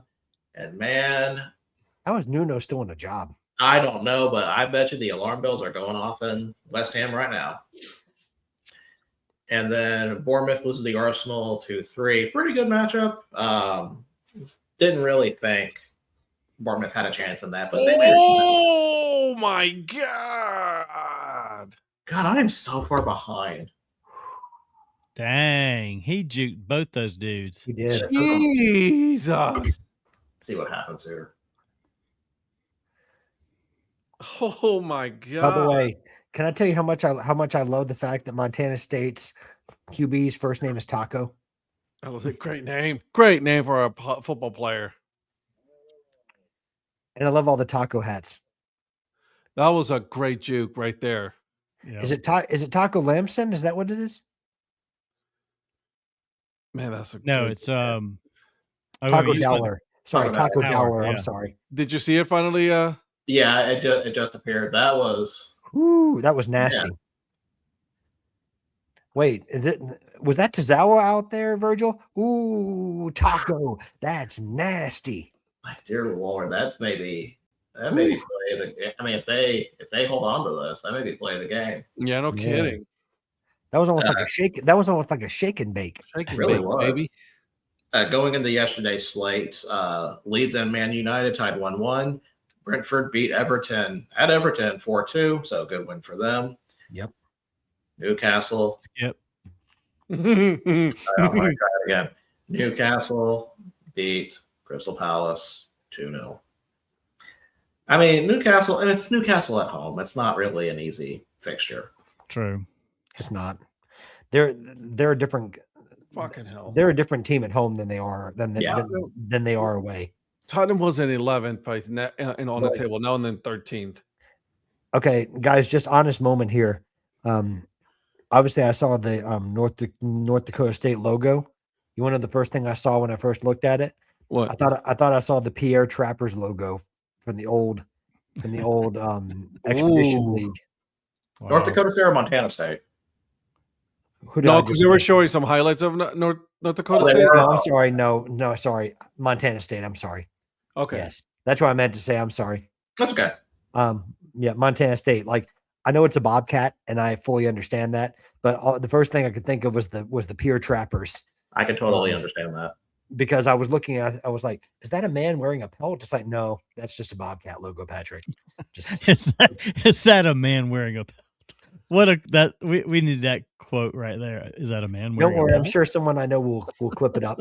Hey, can we talk about the fact that like Crystal Palace has been on an absolute tear all the way down to the bottom? Can a Tottenham supporter talk about that? Let me get these last three games out. Then we're going to talk about the table, because there's some opinions I want to throw out for you guys. Okay, all right. But it's still not that far away. Go ahead. No one is. No one is. No. Tottenham and Sunderland tie 1-1. Fulham and Liverpool tie 2-2. I sent it to you guys, but Harrison Reed's goal, oh my God, is probably going to be, that's probably the goal of the season. Yeah. To have a defenseman do that. Like, yeah. And also, you could argue Fulham should have all 3 points. they had a chance to get all 3 points. I think they should have, but Gakpo had to do Gakpo things. Well, do I have the wrong game? Is this the game where Florian Wirtz got the goal, but he was offside? I don't remember that. And I want to say that was this weekend's game.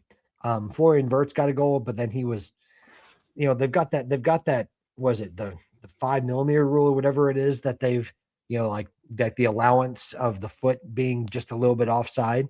Jesus Christ, by that much. I don't know what it was. They've got some grace distance that they allow for. And I don't know. I'll never understand the VAR, how they employ it, but I felt like Liverpool was very fortunate to keep their goal. That's just me. Yeah. That was the VAR goal for Wirtz. Yeah. And then the last game I want to talk about now, before this was Manchester City and Chelsea finishing 1-1. Mm-hmm. We all know, I would consider myself a big soccer fan. If there are certain games I like to show people, like to try to convince them that soccer is fun and all that. If I was going to convince somebody not to watch soccer, I would show them this game. Man City and Chelsea? Man City and Chelsea have to be one of the most boring, uninspired games I have ever seen. Until the finish. Until the finish was great. But I mean, no, you're right. It was probably one of the worst games I've seen, probably in the past 2 or 3 years. I've seen no draws that were more exciting than this. I mean, Chelsea showed zero ambition until about. I mean, they clearly set up to defend and invite pressure, and I'm like, what's one thing you shouldn't do against Man City? Invite pressure. Invite pressure. You're better off playing football against them, because if you invite them to keep pressure when you're not a particularly good defensive team, they're going to score. And Reinder's goal should have never been scored. They were unlucky not to score before that off of Haaland with the when Haaland hit the post. Because Haaland, I thought, played really well despite not scoring. Yes. But it was. And see, it's funny that you said that Reinders shouldn't have scored, because I guarantee you that people think that Fernandes definitely should not have scored. No, I actually thank Donnarumma for not holding on to that rebound. And I'm like, that's about the worst goal. I mean, it's a great goal for Chelsea because it's a big goal for them to not lose that game, but that was a gift. That should have never happened. The fact that Gusto got around the player to even get that ball in, that was Man City shutting off. Mm-hmm. That was one of the final plays of the game anyway. I'll take it, though. I mean, listen, beggars can't be choosers, okay? I fully understand that we were second best, but actually, no. I don't think you guys were. I'd say that we took the second half. Yeah. Go ahead. No, I was just gonna say probably on the grand scheme of the 90 minutes, it's probably a fair result. But that's not to say Chelsea was good, because they were not. Yeah, that game had to be a draw. Like no one should have won that. I think the term that people use is a dour draw. Yeah, dour draw. Yeah. Right. So let's talk about the table for a minute. So I'm going to run down first through 20. So first we have Arsenal, then Man City, Aston Villa, Liverpool. Oh, let me pull up. I'm going to get the right data I need here. There we go. Liverpool, Chelsea at 5, Man United, Brentford, Sunderland, Newcastle, Brighton, Fulham, Everton, Tottenham, Crystal Palace at 14th, Bournemouth at 15th, Leeds, Nottingham, and then your 3 relegation teams, the relegation spots: West Ham, Burnley, and Wolves. So, that really hasn't changed much this there whole hasn't really been much change. I mean, we've had a lot of games over the past few days, so there hasn't been a lot of changing around. Yeah. But when you look at form, there are 3 teams that really stick out that have had 4 losses in the last 5 games. You have West Ham, you have Nottingham, and you have Crystal Palace. Yeah. And, these are kind of one of the things. You're always going to have a dip. You're always going to have dips in forms. It's just a matter of how you're going to, pick up. That's why it's called form, because it's constantly changing. Yeah. There's only one team right now that's, won the last 5 of their games, and that's Arsenal. There are a few unbeaten streaks going. Sunderland's had 4 draws and 1 win. Fulham's had 3 wins and 2 draws. So, things do change. But, Crystal Palace is such a unique case to me, because I feel like they're almost playing down to teams now. Yeah, that's what it feels like. And I thought the Fulham game, with the Fulham game, I was totally expecting probably like a 2-0, 3-0 win from Crystal Palace, because Fulham usually kind of struggles in that area. But even then, they just kind of looked uninspired. Can I say something? Because I think it'll give credit to Patrick on this one. Patrick, you said this before, is Crystal Palace does not have the amount of players to be able to compete with Champions League and with the schedule that it's a very rigorous schedule. So I think this right now it's showing Crystal Palace unable to keep up with the rigors of the schedule that it's going on right now. Am I wrong on this one, or am I off? No, I think you're spot on with that. I think the problem is twofold for Palace.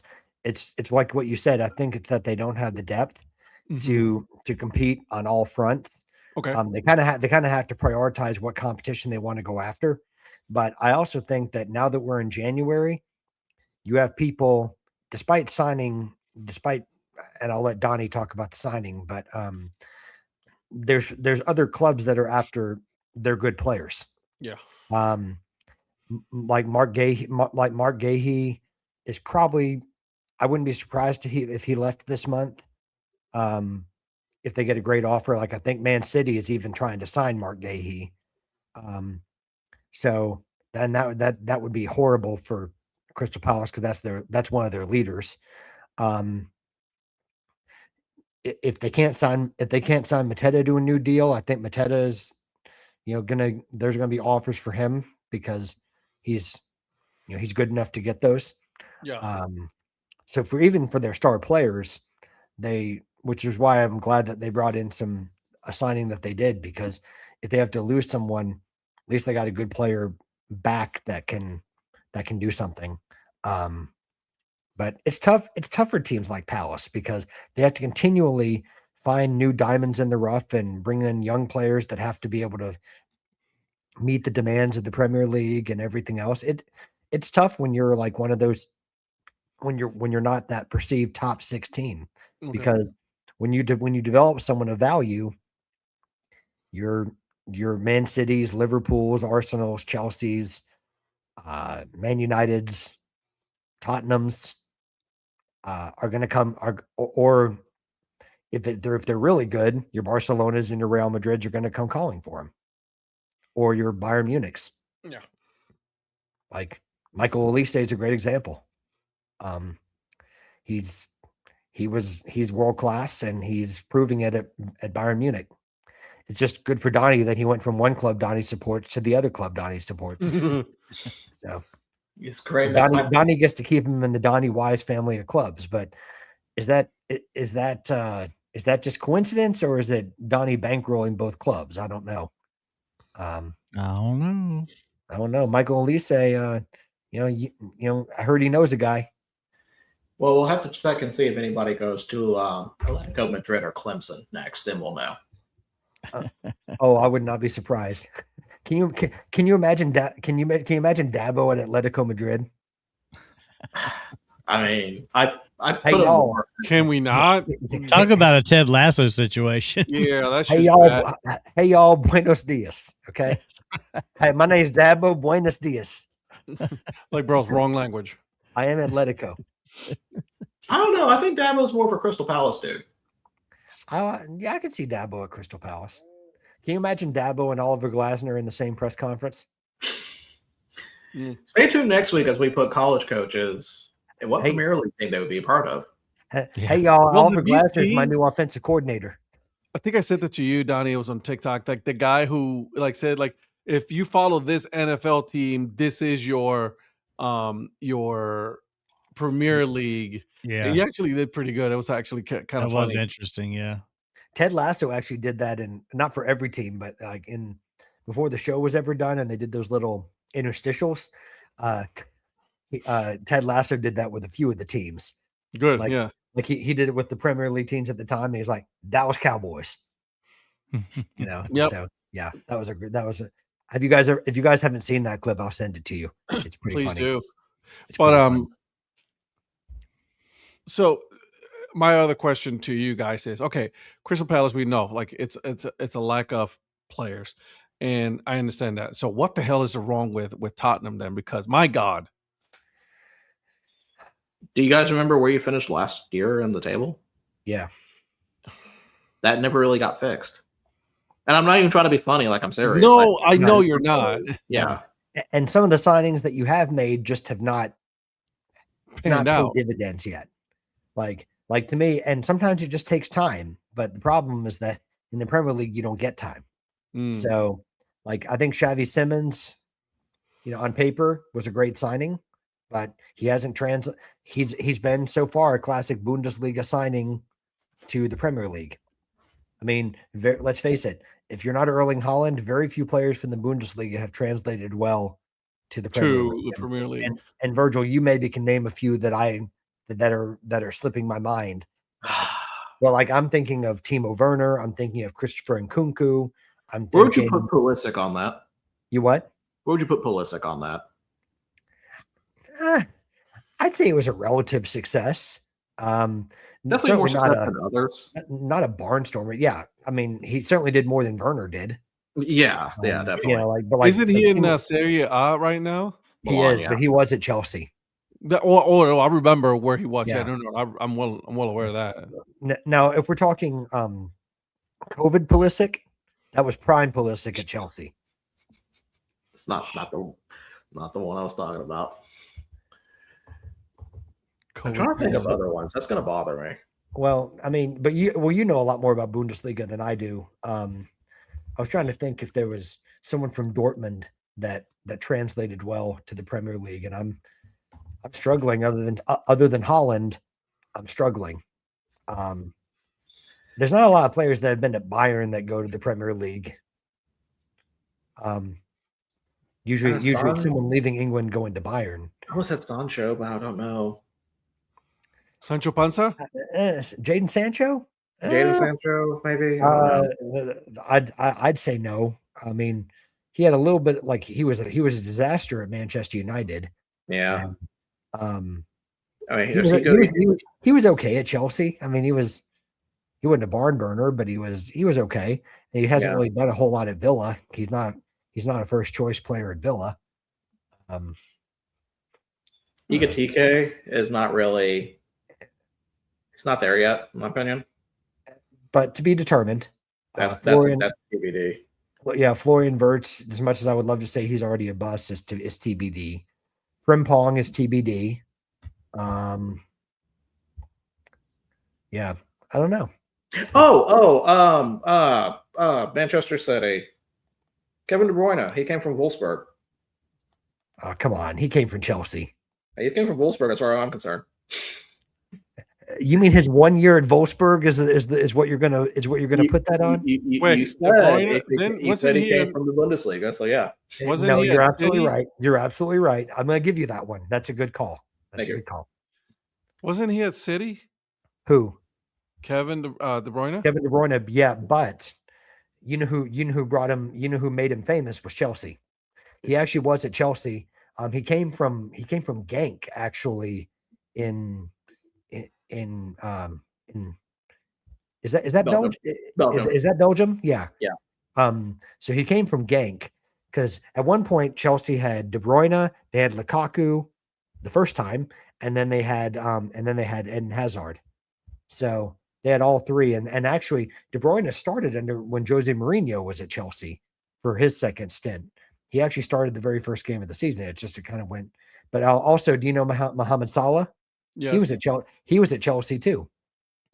Well, so that's blasphemy for a lot of Salah fans. You better chill out. You what? That's blasphemy.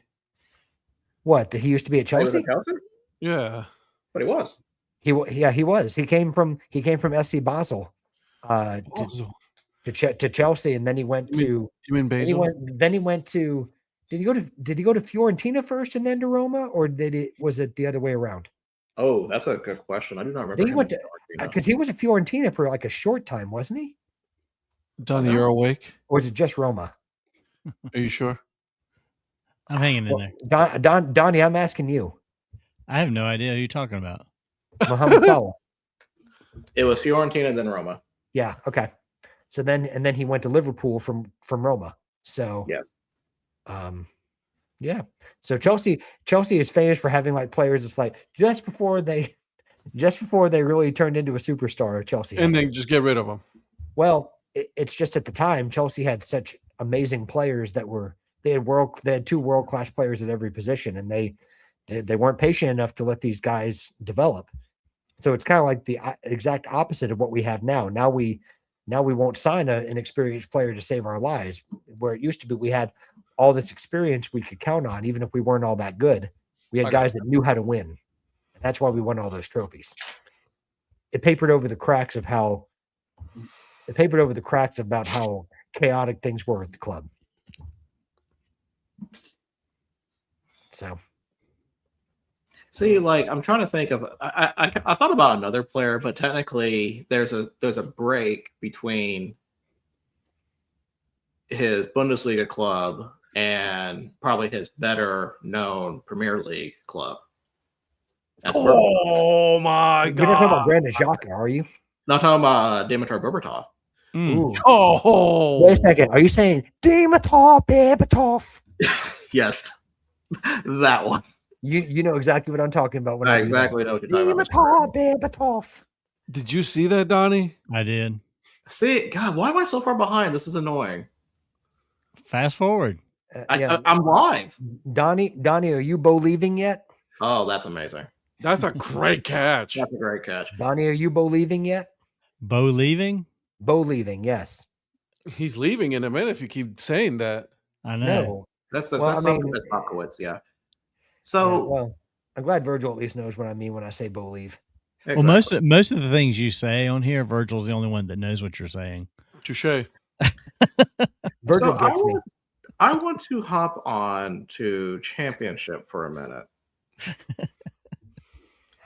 Because we're cogs in, like, we're like the two little things that are just like floating around, like just seeing y'all's interactions go to each other. Listen, this is Virgil's world. We just live in it.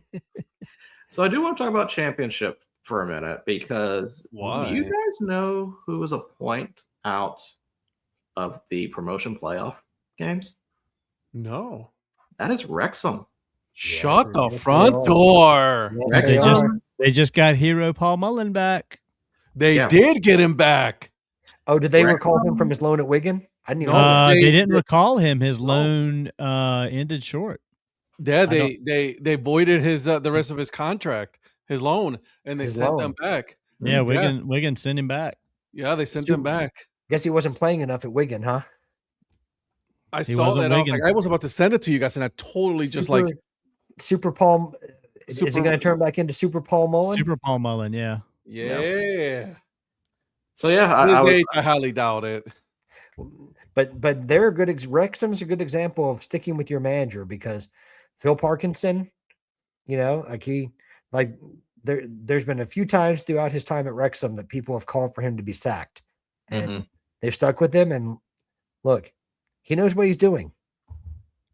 Oh yeah, no, he does. He's got nothing. Good for them, man. That's amazing.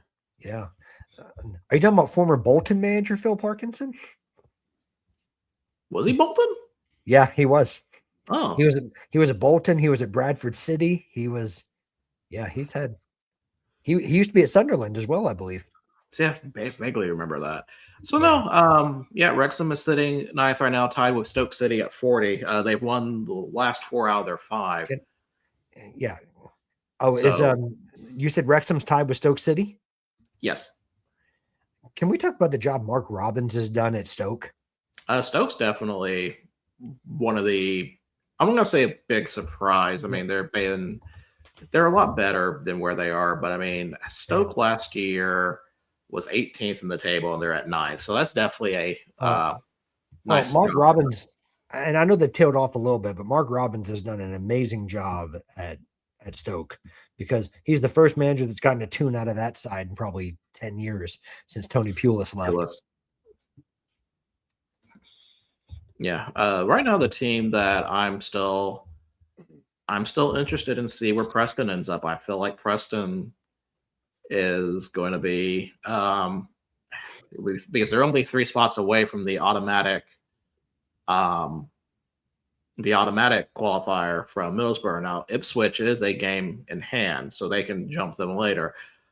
Preston, I feel like, it's probably got the best chance to win. I know we're still a little ways to go, but if they're going to be in those top 4, I like them for promotion a lot.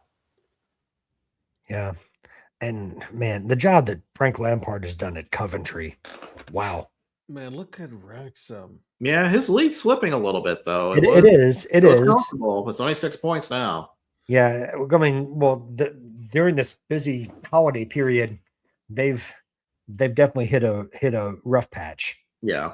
Was it Birmingham City that came up with Wrexham? Yes.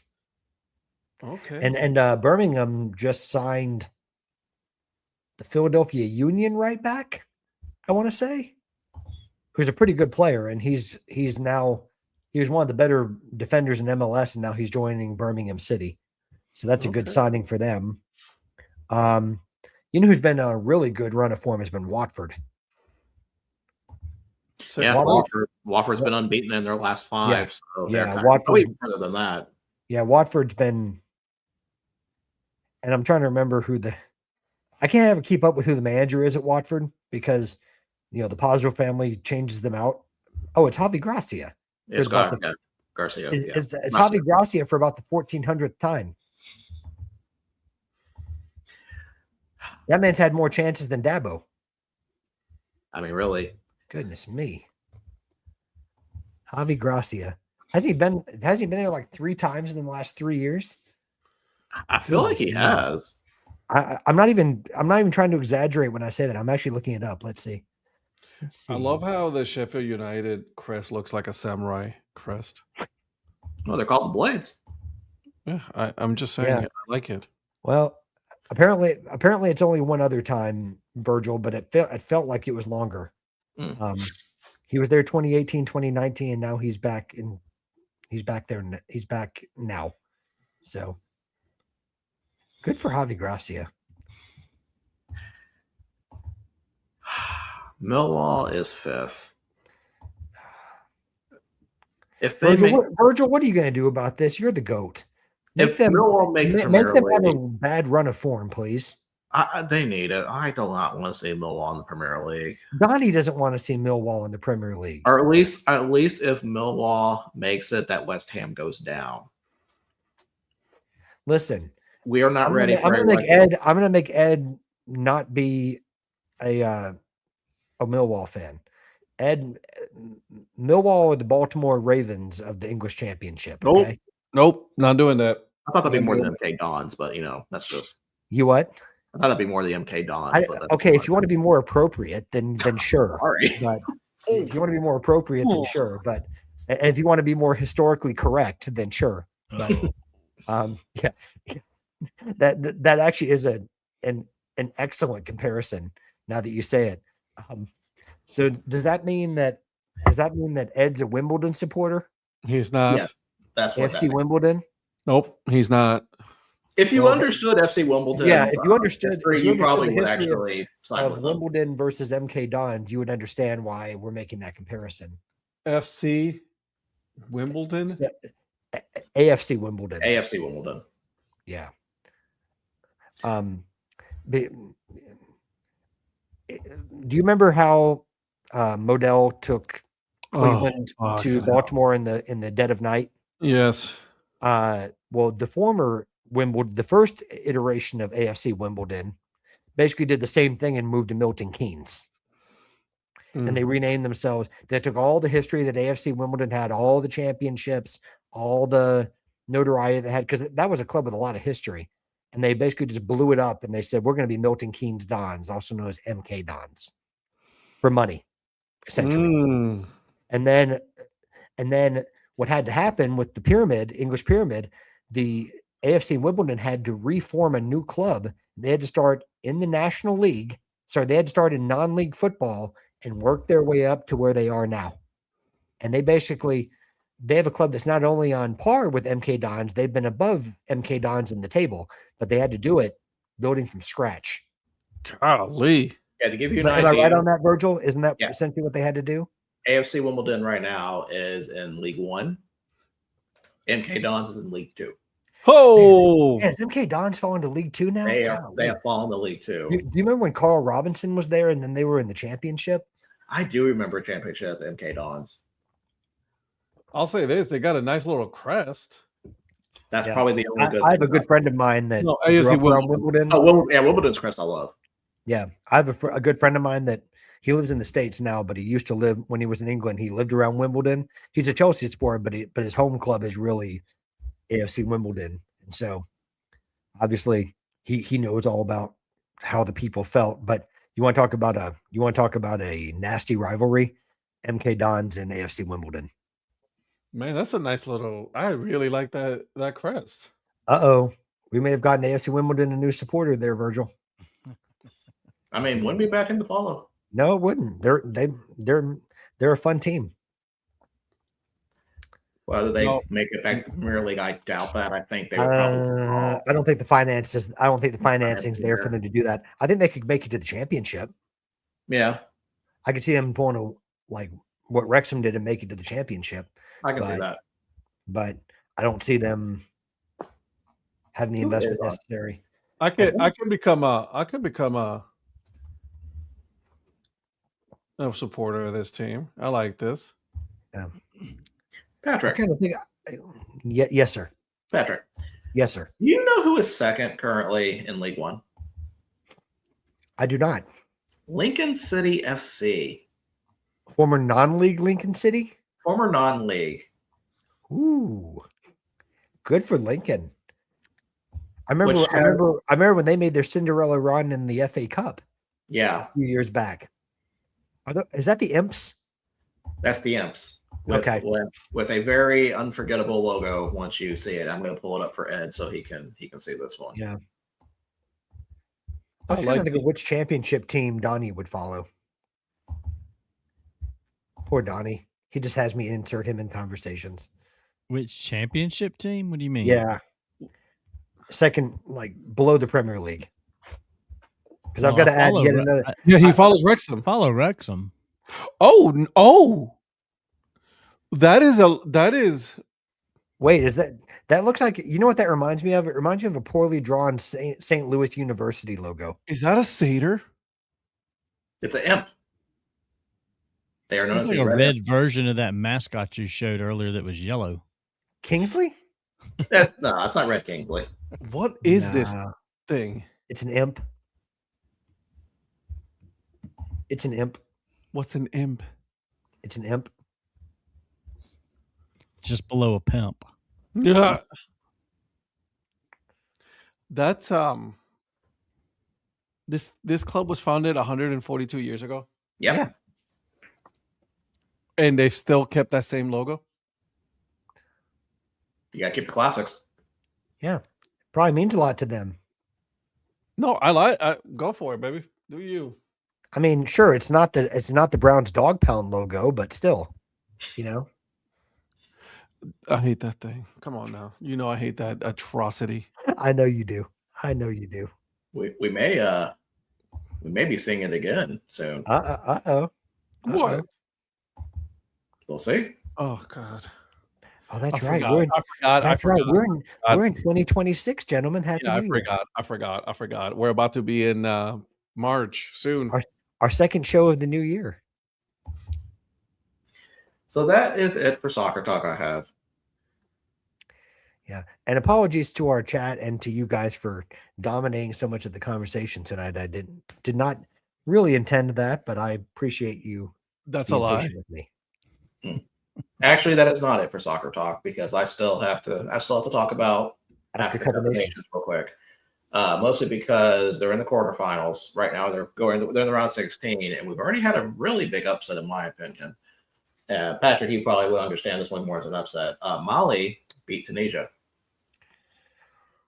in penalties, with Mali having 10 men, but still, pretty big upset there. Everything That's a else, huge upset. pretty much chalk. None really else to talk about. But very pleased for Molly, though. Very pleased for Mali. The game that I have my eyes on is actually going to be tomorrow.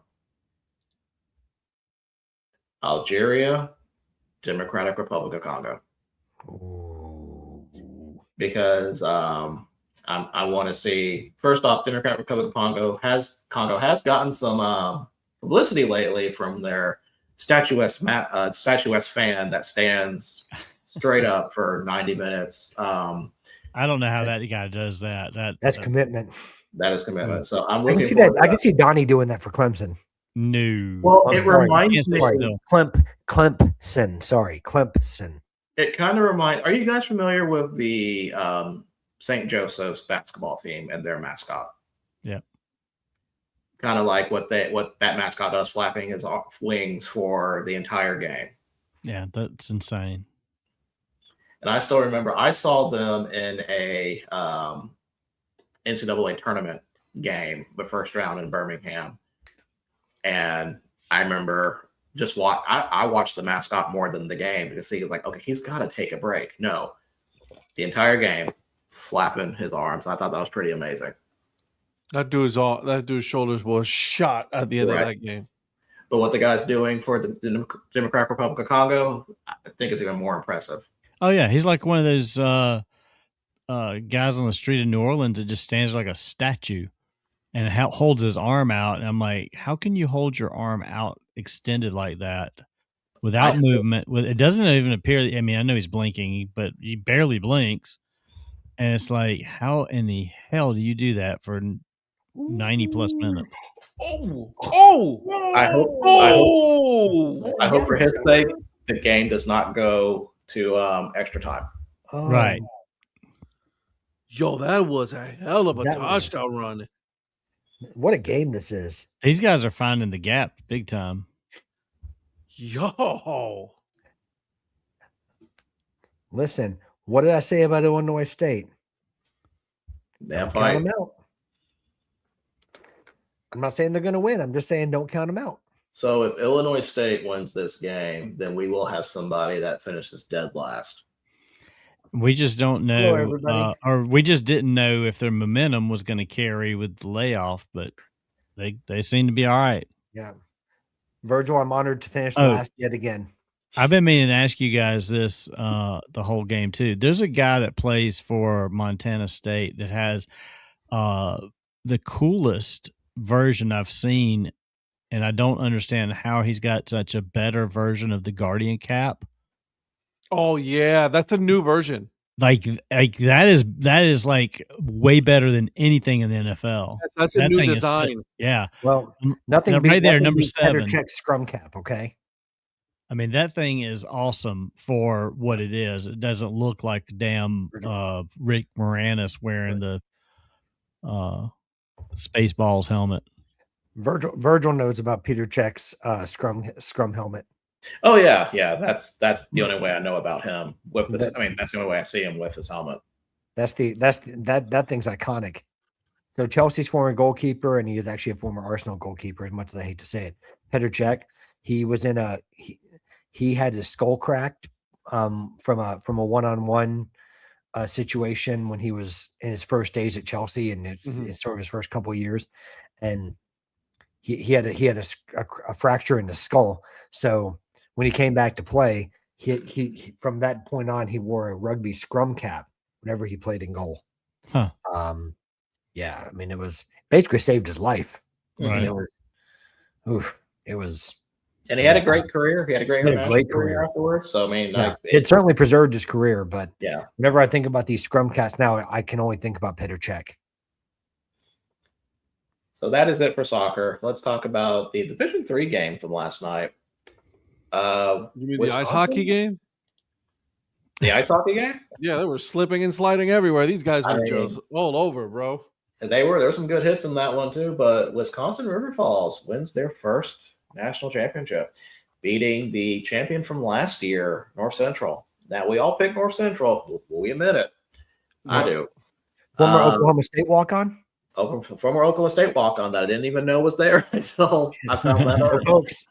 But yeah, it's kind of nice in Division III seeing new blood win. You took the words right out of my mouth. New blood.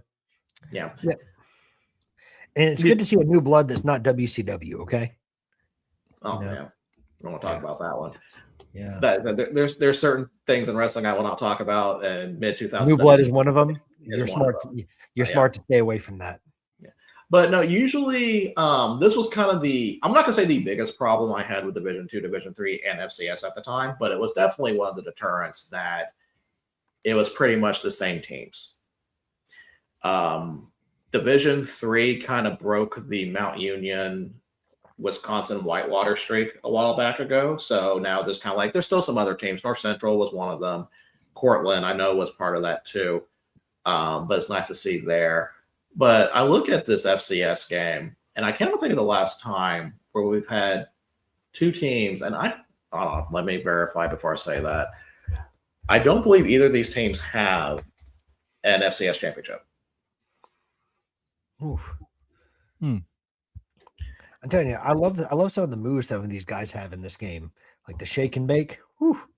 Yeah, they've actually been. This is a good game, man. It's a great game, but you know what's very uncharacteristic tonight is Montana State's penalties, like stupid, dumb penalties. No, it's just that Montana State has been so disciplined most of the season that I've seen them, and this is very uncharacteristic of them. Okay, so Illinois State, if they win, this is their first title. Do you guys want to guess Montana State's last title? How far back you have to go? 1982. I'm going to take a guess here. 1962. Okay, FCS wasn't around for that long, Patrick. 1982. Close. 1984. 1889. No. Okay. Well, 1984, huh? Oh, he just about intercepted that. Yeah, 1984 was their last title, so they have been waiting for a long, long time. Jesus, is that when George Orwell went there? No, that was the David Arnold was the coach at the time. Man, that was too close. Man, I thought that was George Orwell's alma mater. My bad. All right, who here picked Montana State besides me? Oh, Montana State. No. Oh, I did. Okay, so everybody did except for Virgil and me. Okay, you guys might be on to something. Well, let's not say anything yet. I'm not counting out anything. Nope. There's been too much going on in this game. Any team can strike at any time. But listen, it's not lost on me that Montana State went 3 plays for 74 yards. No, I get it. Yeah, Illinois State Yes, beating Montana State still has Villanova the the way ball. that they did, and of course, Illinois State knocked out the cowards. So I mean, I gotta go with them. I can understand that. Okay. Yep. You know what would have been great is if Illinois State had a guy named Davis that got the winning touchdown against UC Davis. That didn't happen. That would have been cool. That would be cool.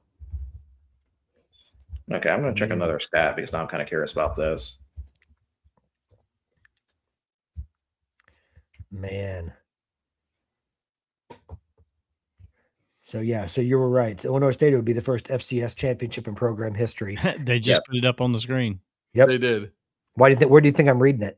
Okay. It's almost like they're watching the show. Yeah, it's almost like I've got access to it for once. I think Virgil hacked their program and sent that information because we were looking it up way before they brought it up. Yeah. Listen, I don't have as many subscriptions as you do, Donnie. So, but at the same time, come on, guys, we're a professional show here. Okay, this is DSC Sports Network here, guys. Come on now. Of course, we were going to know this before them. Absolutely. So Illinois State's logo. I know it's not exactly like that. I can't help but think of Ball State's logo. Yeah, it's very close. Yeah, but I like this one better. I like this one a lot better. I think this one's a lot more polished than Ball State's. Yeah, I don't agree with that. Ball State to me is like a kind of unique logo. But Ball State's logo to me always feels unfinished. That I will agree with. All right, so ever since they started doing seeding in the FCS, there have been 5 unseeded national championships. Our national champion teams. Well, poor Virgil's trying to share relevant information. Here I am. Ooh. The last one was Richmond in 2008. It was the last one to what now? To winning national championship, being unseeded. Oh, okay. Wait, are we talking about the Paul Caputo alma mater, Richmond? I think we're talking about the Mike London Richmond teams. Oh, okay. Oh, so man. Just to be sure, it's not Mitch Richmond?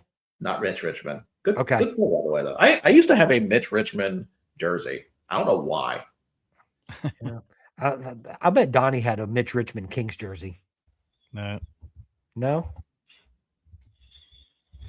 He used to be a Warrior too. Is Illinois State about to pull off? Listen, I've been believing since before this playoff bracket ever started.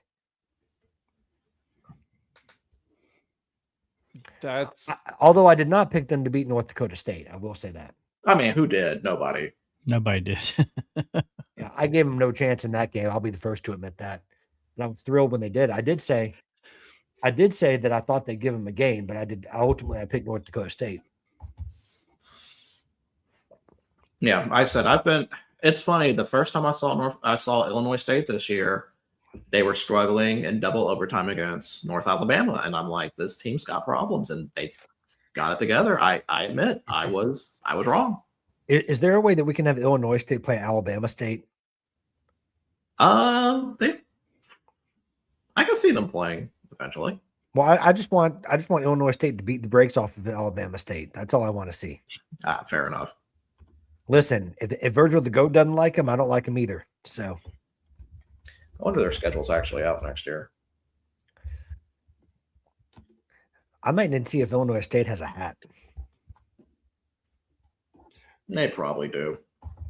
Oh, that's wild. I got to support an FCS team.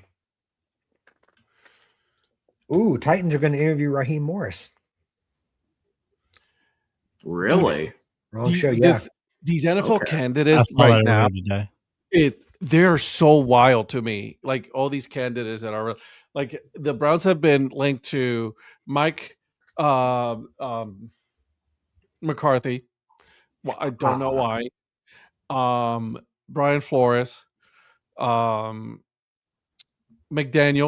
if he's let go at Miami, if they do some kind of change, apparently. Also, former Arizona Cardinals head coach Jonathan Gannon. Nope. Wait a minute. And Say it- current offensive coordinator for the Cliff Washington. Kingsbury. Cliff Kingsbury. Wow. That's who the Browns are after? That's one of the rumors. Yep. So I thought an interesting one for Vegas was when Brady. One person suggested that Brady should bring the band back together and have like Brian Flores be the head coach, but then have Brian Daboll as his offensive coordinator. Yep, I saw that as well. I don't know if Daboll would agree to that, but that'd be a great pairing. There's been some wild rumors out there, man. It's just like you don't know what to think when it comes to any of that. So I'm just gonna wait and see. What about John Harbaugh to Cleveland? I'm good. What kind of fireworks would that cause? 18 years in Baltimore coming to Cleveland. He would never do it. He I wouldn't know do he it. wouldn't, but I'm just. He would never do that. And I don't even know if he's leaving Baltimore. I know he's not even. I mean, I would gone. never say never leaving Baltimore because they have been underperforming for so many years. Honestly, I would not be surprised if Harbaugh does end up walking away Well, from Baltimore. kind of like Tomlin. I don't think he's going to be fired. I think he would just have to agree to walk away. Yeah, they just had to mutually agree to part Right. ways. He has to just kind of agree it's time. I mean, Yeah. he might say, you know what? I'm burned out here. I need to take a break and revisit coaching next year or something. Mm-hmm. Do you think he'd say that though? Probably not, but I mean, Well, I'm genuinely asking. I don't. I don't know that any of these coaches think that way. I Yeah. think some of them should think that way. Sure. Correct. If Harbaugh comes back next year, he will be. I won't say he'll be the hottest seat in coaching, but he definitely will be a top 3. I agree. What Oh. because the hottest he's already gotten rid of this year. Most of them Yeah. have been getting rid of, right? Except for McDaniels, who somehow McDaniels for sure. Yeah. Probably the only one. right, Oh. exactly. Do we think Mike McDaniel's even going to come back to Miami, or is They already said that he will. Did they confirm that today?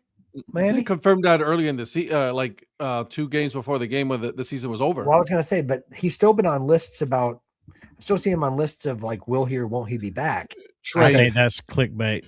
Yeah, that's clickbait one up, but also it could be trade. No, I saw it. Now you may not agree with where I saw it, but on Get Up they were talking about Mike McDaniel might be up for the Browns job. Yeah, I keep seeing that one, but I think I think it will be a trade situation. We will give you Deshaun Watson for McDaniels. Listen, I think you guys are going to end up with Ryan Tannehill. He seems like a Brown waiting to happen. No. Ryan Tannehill. I wouldn't put that trade past Miami right there. Yeah, Ed. Deshaun Watson to Miami for the coach. Yeah, I'll take it. Get rid of, Browns just need to get rid of him. The Dolphins need a quarterback, right? The Browns need a head coach. By the way, I don't know if this is breaking news, but Bryce Underwood's returning to Michigan. Yeah, I just saw that. I saw that. Yeah. No, I don't know how you guys saw that considering we're watching the same stream. Because it's on the sports ticker at the bottom. Thank you, Virgil. You're welcome. And it wasn't the first time that sports ticker was rolled by, just so you know. It's continuous. Ooh, I don't know. Like, I don't know how I feel about them. But don't worry, we'll be talking about college tomorrow. You what? We'll be talking about college football a lot tomorrow. What, has something happened in that? We'll see. No. By the way, the only thing I can say, because I'm probably not going to be able to say it tomorrow, Howdy, all of you Myles Garrett haters, suck it. Not me. Okay. No, I know you're not, but I was like, the guy was like, oh, well, he did it with more games. No, he did it in less snaps than both of them. Man. Okay. Also, I just saw a little nugget here. Teams double team double team rate for Myles Garrett 57% of the time. Yeah. TJ Watt in 2021 15% of the time. Yeah. Well, said he who's was always double- the guy? Who's always the guy that everyone's always targeting on the Browns? Myles Garrett. You say he was double teamed 57% of the time. 57% of the time. How much of that was just the Steelers game alone? And the Bengals. Yeah. Right. Because that was like 100% of the time those games, so that's probably skewed some of the. Yeah. But 57% of the time, that is absolutely wild. Plus, you think that it's like he did it in less than 500 snaps. Gosh. All right, here we go. Oh no! Wow. He must have Blocked it. Oh, blocked. Wow. Oh, and he picked it up, ran. Oh, Wow. Oh, Wow. And he might have just ran that. They got like maybe a few if plays, he wasn't and they'll be back. tackled, he would have ran the whole all the way. Oh yeah. They're almost in field goal Jesus position. Christ, they have a timeout left. Oh man. And there's an injured player. Yo. What a game this is. This is a good listen. This is a good advertisement for FCS. Wow. He That's came a from great the block. side. What's it? And he came untouched. Yep. And that was a nice scoop right there too. Got to the 45. If this is anybody's first FCS game, welcome. You're right. Is yours frozen? No. By the way, I didn't know Andy Reid coached Illinois State, by the way. I know. Oh, boo. What? Man, this is why I love FCS football. Right here. Listen, I meant that as a compliment. I like Andy Reid. I know. I'd love to see the Illinois State coach and the guy in the stands at Kansas City that looks like Andy Reid and Andy Reid, all three together. Yeah, Virgil, did you want me to say Mark Mangino instead? No. Eating nuggies. Eating nuggies, yeah. How cool would it be though if Illinois State were to have won? Get to the green line. This game? Get to the green. Oh, Ooh. Jesus, dude, stop messing around. He's taking him out of field goal range by doing that. Oh my God. Why would you do that? Does Cam Little by any chance play for Montana State? No, I don't believe he does. I don't believe they might need a 60+ yard field goal to Even though I heard you can do some basketball occasionally. What are you doing? Play for a pro team. Oh my gosh. Yeah, this is. We didn't go. None of us went to any of these schools, right? I just want to point that out. I drove by Illinois State, if that counts. I thought about going to Illinois State like a couple of days ago. Did you? No. I've been in the state of Illinois. Yeah, so have I. Where is Illinois State in terms of the state, Virgil? Illinois. It's in Normal, Illinois. Thank you, Ed. Is it Normal? Normal, Illinois, Nice. which is. So wait, does that make? Some of the Corn Belters. Wait a minute. So does this make the Illinois State the official FCS school? The Earn podcast. Yes. Oh, a bad snap! Oh my God! Oh man! No one wants this game, do they? How do you have that horrible of a snap? Oh wow! From a certain field goal to this game's going to OT. Oh yeah, so man, he wasn't looking. He was making adjustments and just snapped it. And I don't know if Eric is on, but like Christ. I remember I'm the one that originally suggested that the Normal Corn Belters should be the official college summer league team of the Earn Fun Average podcast. Oh yeah. And then Eric is like, "No, that's so lame." And then he started using it on the show, and I was like, "Wow, now I see how this works. You poo-poo it until you make it sound like your own idea." Look, it's yours. Yeah. So here you heard me on here.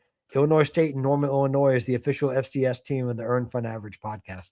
So to give people an idea where Normal is in Illinois, it is about an hour, maybe a little bit further southeast of Peoria. Well, and I was going to say, if you know where Bloomington is.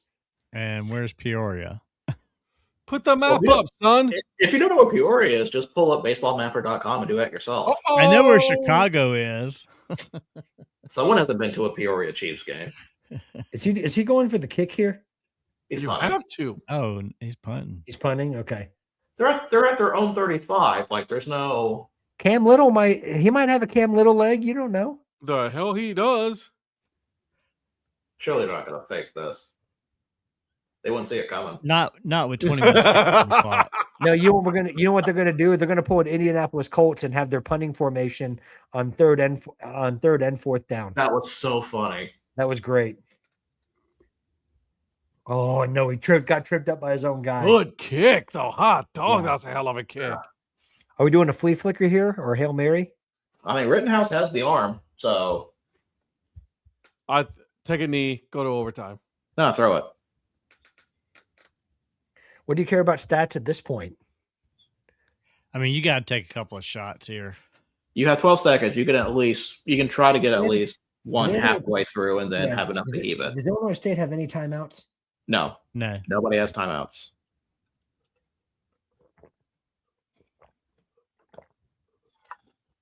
Come on, Andy Reid. I mean, if Illinois State pulls off the win, that's a national championship coach and a Super Bowl coach. You got to put him and Andy Reid together in a commercial eating nuggies. That's a super idea. He's going for overtime, Ed. isn't he? Told you they're just gonna run the And clock. I don't think they had a Derrick Henry back there that was going to break. No. They was just running the clock out. No, they had a what's his name? Tyrone Tracy. Tyrone Tracy, yeah. Tyrone Tracy Jr. Uh, Did you know he broke 1,000 yards for this season again? and he only played for like half the season. Wasn't he injured Yeah. for like half the season? He was. But like the second straight season, he got 1,000 yards. By the way, I know this is not for us to talk here, but we'll talk about it on tomorrow. But the Pirates are reportedly interested in free agent Eugenio Suarez. Really? Really? Yeah, Are the Pirates becoming buyers now? Well, they've already signed a couple Yeah. guys. They are. They better be. Paul Skeens is like, y'all better buy some people. Well, I'm gonna walk the hell out of this place. Exactly. Well, he's probably going to walk out of that place anyway. It's just He's like, I'm y'all just- give me some help or I'm out. if you don't want me to demand a trade during my arbitration eligible years, Right. you need to make us competitive during my arbitration eligible years. Because once I'm out of arbitration options, I'm heading my way to To New York. probably L.A. Although isn't he a big Yankees fan? But is Hal going to pay him what he's going to command? I don't think so. Probably not. How's Because I think that Hal Steinbrenner is going to go for Ball Steens instead of Paul Skeens.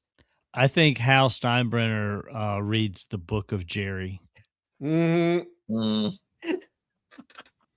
Uh, I see that. Well, I don't know if that's true or not because they still make the playoffs. True story. Baseball is easier than football to make playoffs. one of my friends put up a story today, and he's not the first one to do this, but he did the whole. He looked like he had to really admit something serious, and he goes, "So you guys have probably been hearing about this, but I wanted y'all to hear it first from me." And he goes on for about 2 minutes, and he goes, "My Cowboys are not going to make the playoffs, or are not going to win the Super Bowl this year." I'm like, "Yep, you make the same video every year." Who was that? Just a friend of mine. Oh, And he does the whole, almost like he's got to admit something that he's been hiding for a while. And then he goes, "My Cowboys are not making the Super Bowl." Like, yeah, they're not making the playoffs either, bro.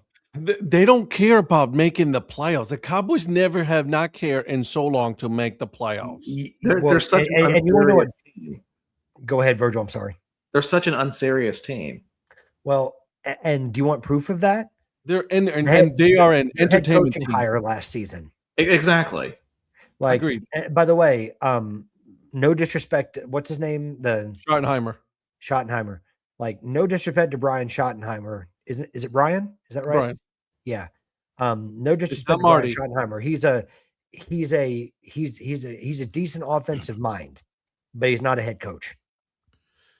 You know, I'm And really quite am frankly, now. shouldn't have been in the frame. Yeah, I'm really am believing now in the like some people are just, you know what? It's okay for you to be just an OC or just a DC. Well, I'll give you two: Norv Turner, Yeah, Wade Phillips. 100%. Although Both Wade Phillips is great- pretty both good with the great Brahmas. coordinators, both great coordinators, but they're not great head coaches. Agreed. And even though they both of them had like 1 or 2 years of success as a head coach, but overall, like over a couple of different stints of being head coaches, I'd say they were more coordinators than coaches. No, I'm with you there. I'll agree with you there. Josh McDaniels is probably the best example. Was Norm Chow ever a head coach? What? Norm Chow was a head coach, wasn't he? Who? Norm Chow? Yes.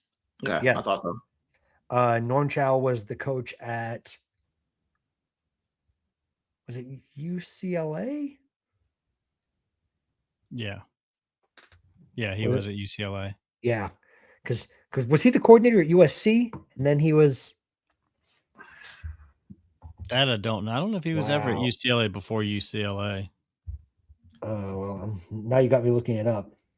Chow was, I know he was offensive coordinator for the Titans. He was USC, and he was offensive coordinator at USC and UCLA. But I'm looking for. Oh, so it was both. Okay. He was the head coach at Hawaii. That's what it was. Yes, I remember that. That's where he was. That's where he was. I knew and I had Hawaii in my head, but I'm like, for some reason, and he coached the Helvetic Guards. I was not expecting to read where he was at now. At Vienna Vikings? Yes. I Vienna Vikings? That European Football League always shows up in our shows at some point. Well, what I love is that he was at Hawaii and then he was at Miracosta High School after that. Wow. I wonder if he had a kid. No, I don't know. Well, because he was the head coach at Hawaii from 2012 to 2015, and then he was an assistant at Miracosta High School for 2016. And he took 4 years off and was with the Los Angeles Wildcats. Mm-hmm. Obviously, I didn't know all this. I'm just looking it up, but yeah. Oh, wow. Man, he danced around those guys to get in that corner. Jesus. So for you FCS people that know a lot more about this than I do, what are the rules for overtime in FCS? Same. And do you think all the players on that team just said, "Thank you, Lord"? I was thinking that when he scored the first touchdown.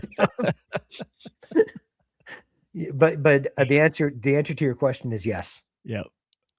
At least put it this way. Oh, they blocked extra point. Oh my God. Oh, face mask on the. I don't know with the face mask even. I guess is that penalty enforced on where they spot the. I think it is. They will, yeah. Well, I'll say this though, that's one of those. I feel like that's a professional foul in soccer. It's almost like Jesus Christ, that dude just grabbed the full face mask. He just took him down with the face mask. I was going to say, but he's off to the races if you don't do that. So would you rather take the penalty or would you rather? That's actually a good question. You would probably take because no, you would take the penalty. You would not. You would take the penalty because if they score a touchdown, you would still have a chance to block the extra point. If they do score on that, get the 2 points, then touchdown, it's over. Right. So he did. We said it was declined. Why they decline it?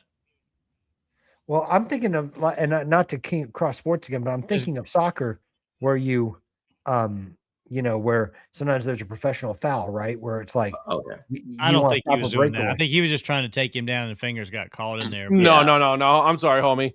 That was a full face mask hold right there. I mean, once he got in there, he was just trying to drag him down, but I don't think he was doing it to like get a penalty versus the run back. He was just trying to freaking bring him down, and that's where he grabbed, and that's where he kept holding. He was not letting him go. Special teams have been clutch, blocking 2 kicks. Yeah. Well, shit, they're just starting on the 25, so it basically was irrelevant. Yeah, but so they said it didn't matter. Because it didn't matter. I've got the captions going. Oh, okay. Was that first down? Ooh. Oh, that's a first down run right there, baby. Man, so if Montana State scores here and gets the extra point, it's done. It's over. That's it. And by the way, it does happen that we always talk about the European Football League. It always comes up. I've noticed that. Yep. We just got to keep up with this. Yeah, now we have someone to talk about that. And then it's good to know that Devontae Adams is going to play against Carolina. Yeah, I saw that. By the way, good show this morning. boys. We Thank had we had an interesting show this morning. It was definitely interesting. Yeah, I was awake for it. I was up at 5:45 getting ready to watch it. Yeah. Yeah. Actually, I was up before that, but I had my alarm set to know when it was time to get ready for breakfast takes. I like it. When does the European Football League start? Whenever Jack Del Rio darn well pleases it for it to start. I actually do not know. When he finishes his stint for his DUI. Oh, did he get that while in Paris? Oh God! Isn't that where Jack Del Rio is in Paris? Yeah. Was that another false start for Montana State? God, it starts in May. That did not look like it was a false start. Well, they circled the guy. Let's see.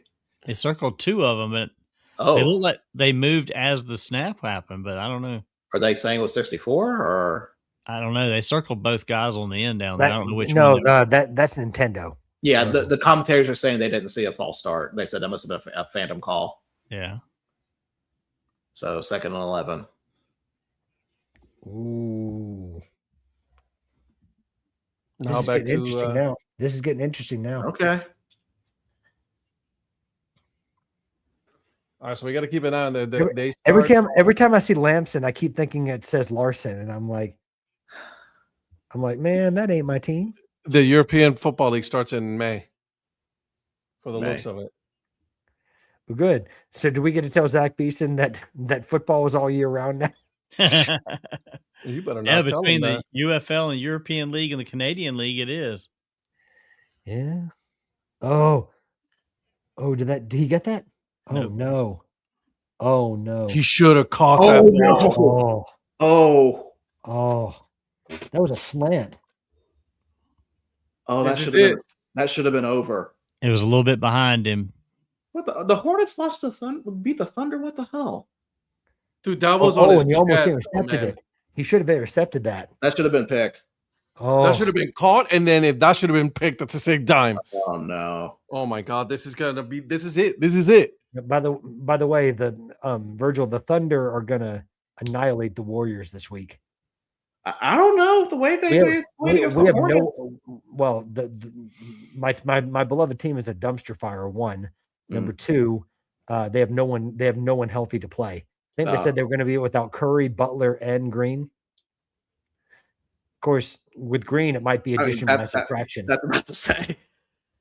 By the way, do the Thunder have a spot for Draymond Green? Because I would personally drive him to Oklahoma City.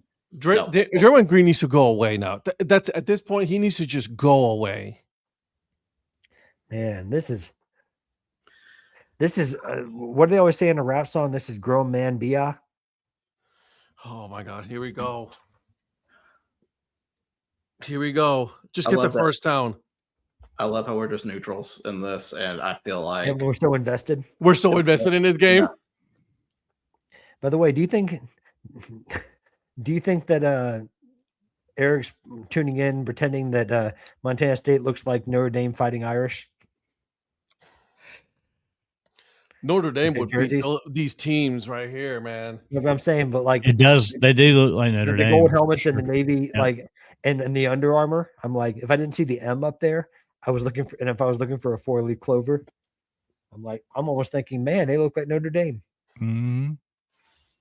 And of course, see, I was going to say it looks like if Marquette had a football team.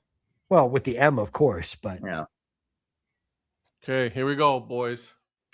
If Marquette had a football team, would Shaka Smart be their head coach? Oh, damn! Oh. What a play. Oh, no, by himself. Wow. Oh, Taco. Montana State may have a title here. Yeah. Wow. How do you leave him by himself? Someone had That's what the Illinois State players are asking themselves. I have to see that. I have to see that route running. Well, I mean, he had a guy. I don't know what he did. He had a guy with him. He had a guy with him, but he had him blocked out. Wasn't there a hold there? I'm kidding. I'm not surprised if something a flag comes out. Which, by the way, the pass interference was not a pass interference in the Panthers game. By the way, they admitted it. Donnie. Yep, I saw that. Done. Wow. Oh my God. Wow. What a way to lose. What a way to win. What a game. What a way to win. What a way to lose.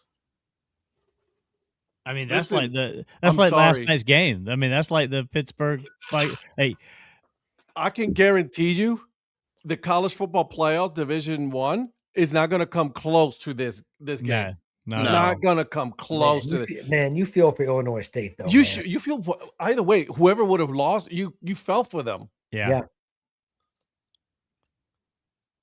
What a game! But if you had to pick, it's a game of inches with this. You have to give it to Montana State for not only the blocked field goal, but the blocked extra point. Yeah. I mean, if there's small little parts. Yeah. Yep. Which this should be a good discussion one night, but like, if we could talk about like why more special teams coaches aren't considered for head coaching jobs, considering they touch both the offense and the defense. I mean, well, and that's the thing. Who's the one? Joe Judge is the only one that I can think of in recent memory. Well, John Harbaugh started out as a special teams coach. That's a much better example. Yeah, certainly of success. It's certainly a much better example than Joe Judge. But well, I can officially say with picks that we have a bona fide tie. So I guess really, I'm think of a tiebreaker. Okay. So man. I will devise something. I like it. Well, I know it's not me, so I'm gonna enjoy watching whoever. If it's putting your hands behind your back and we pick a number, I don't want to go for that. No. I've been fooled too many times. I will probably do an over/under with an obscure stat that happened this week. Okay. So I need to do some digging into it. Well, everyone, thank you for joining us tonight. Wes said, congratulations, Montana State, on their first FCS title since 1984. Well deserved. And Illinois State, man, what a fight! What a season! What a season! Going from unseeded to national championship game, knocking out North Dakota State on the way, knocking out the Cowards, knocking out all seeds all the way. I mean, that was a hell of a run they went on. Absolutely hell of a run. So, I hate to see them lose like this, but man, great game to watch. So, everyone, thank you for joining us tonight on this extended edition of Break Even Sports, of the FCS Championship Edition. Thank you for joining us. We will be back on tomorrow, going over the NFL, going probably over the preview for playoffs, maybe even going over the CFP games. We'll see how it goes. So thank you for joining us, and we'll catch you guys tomorrow.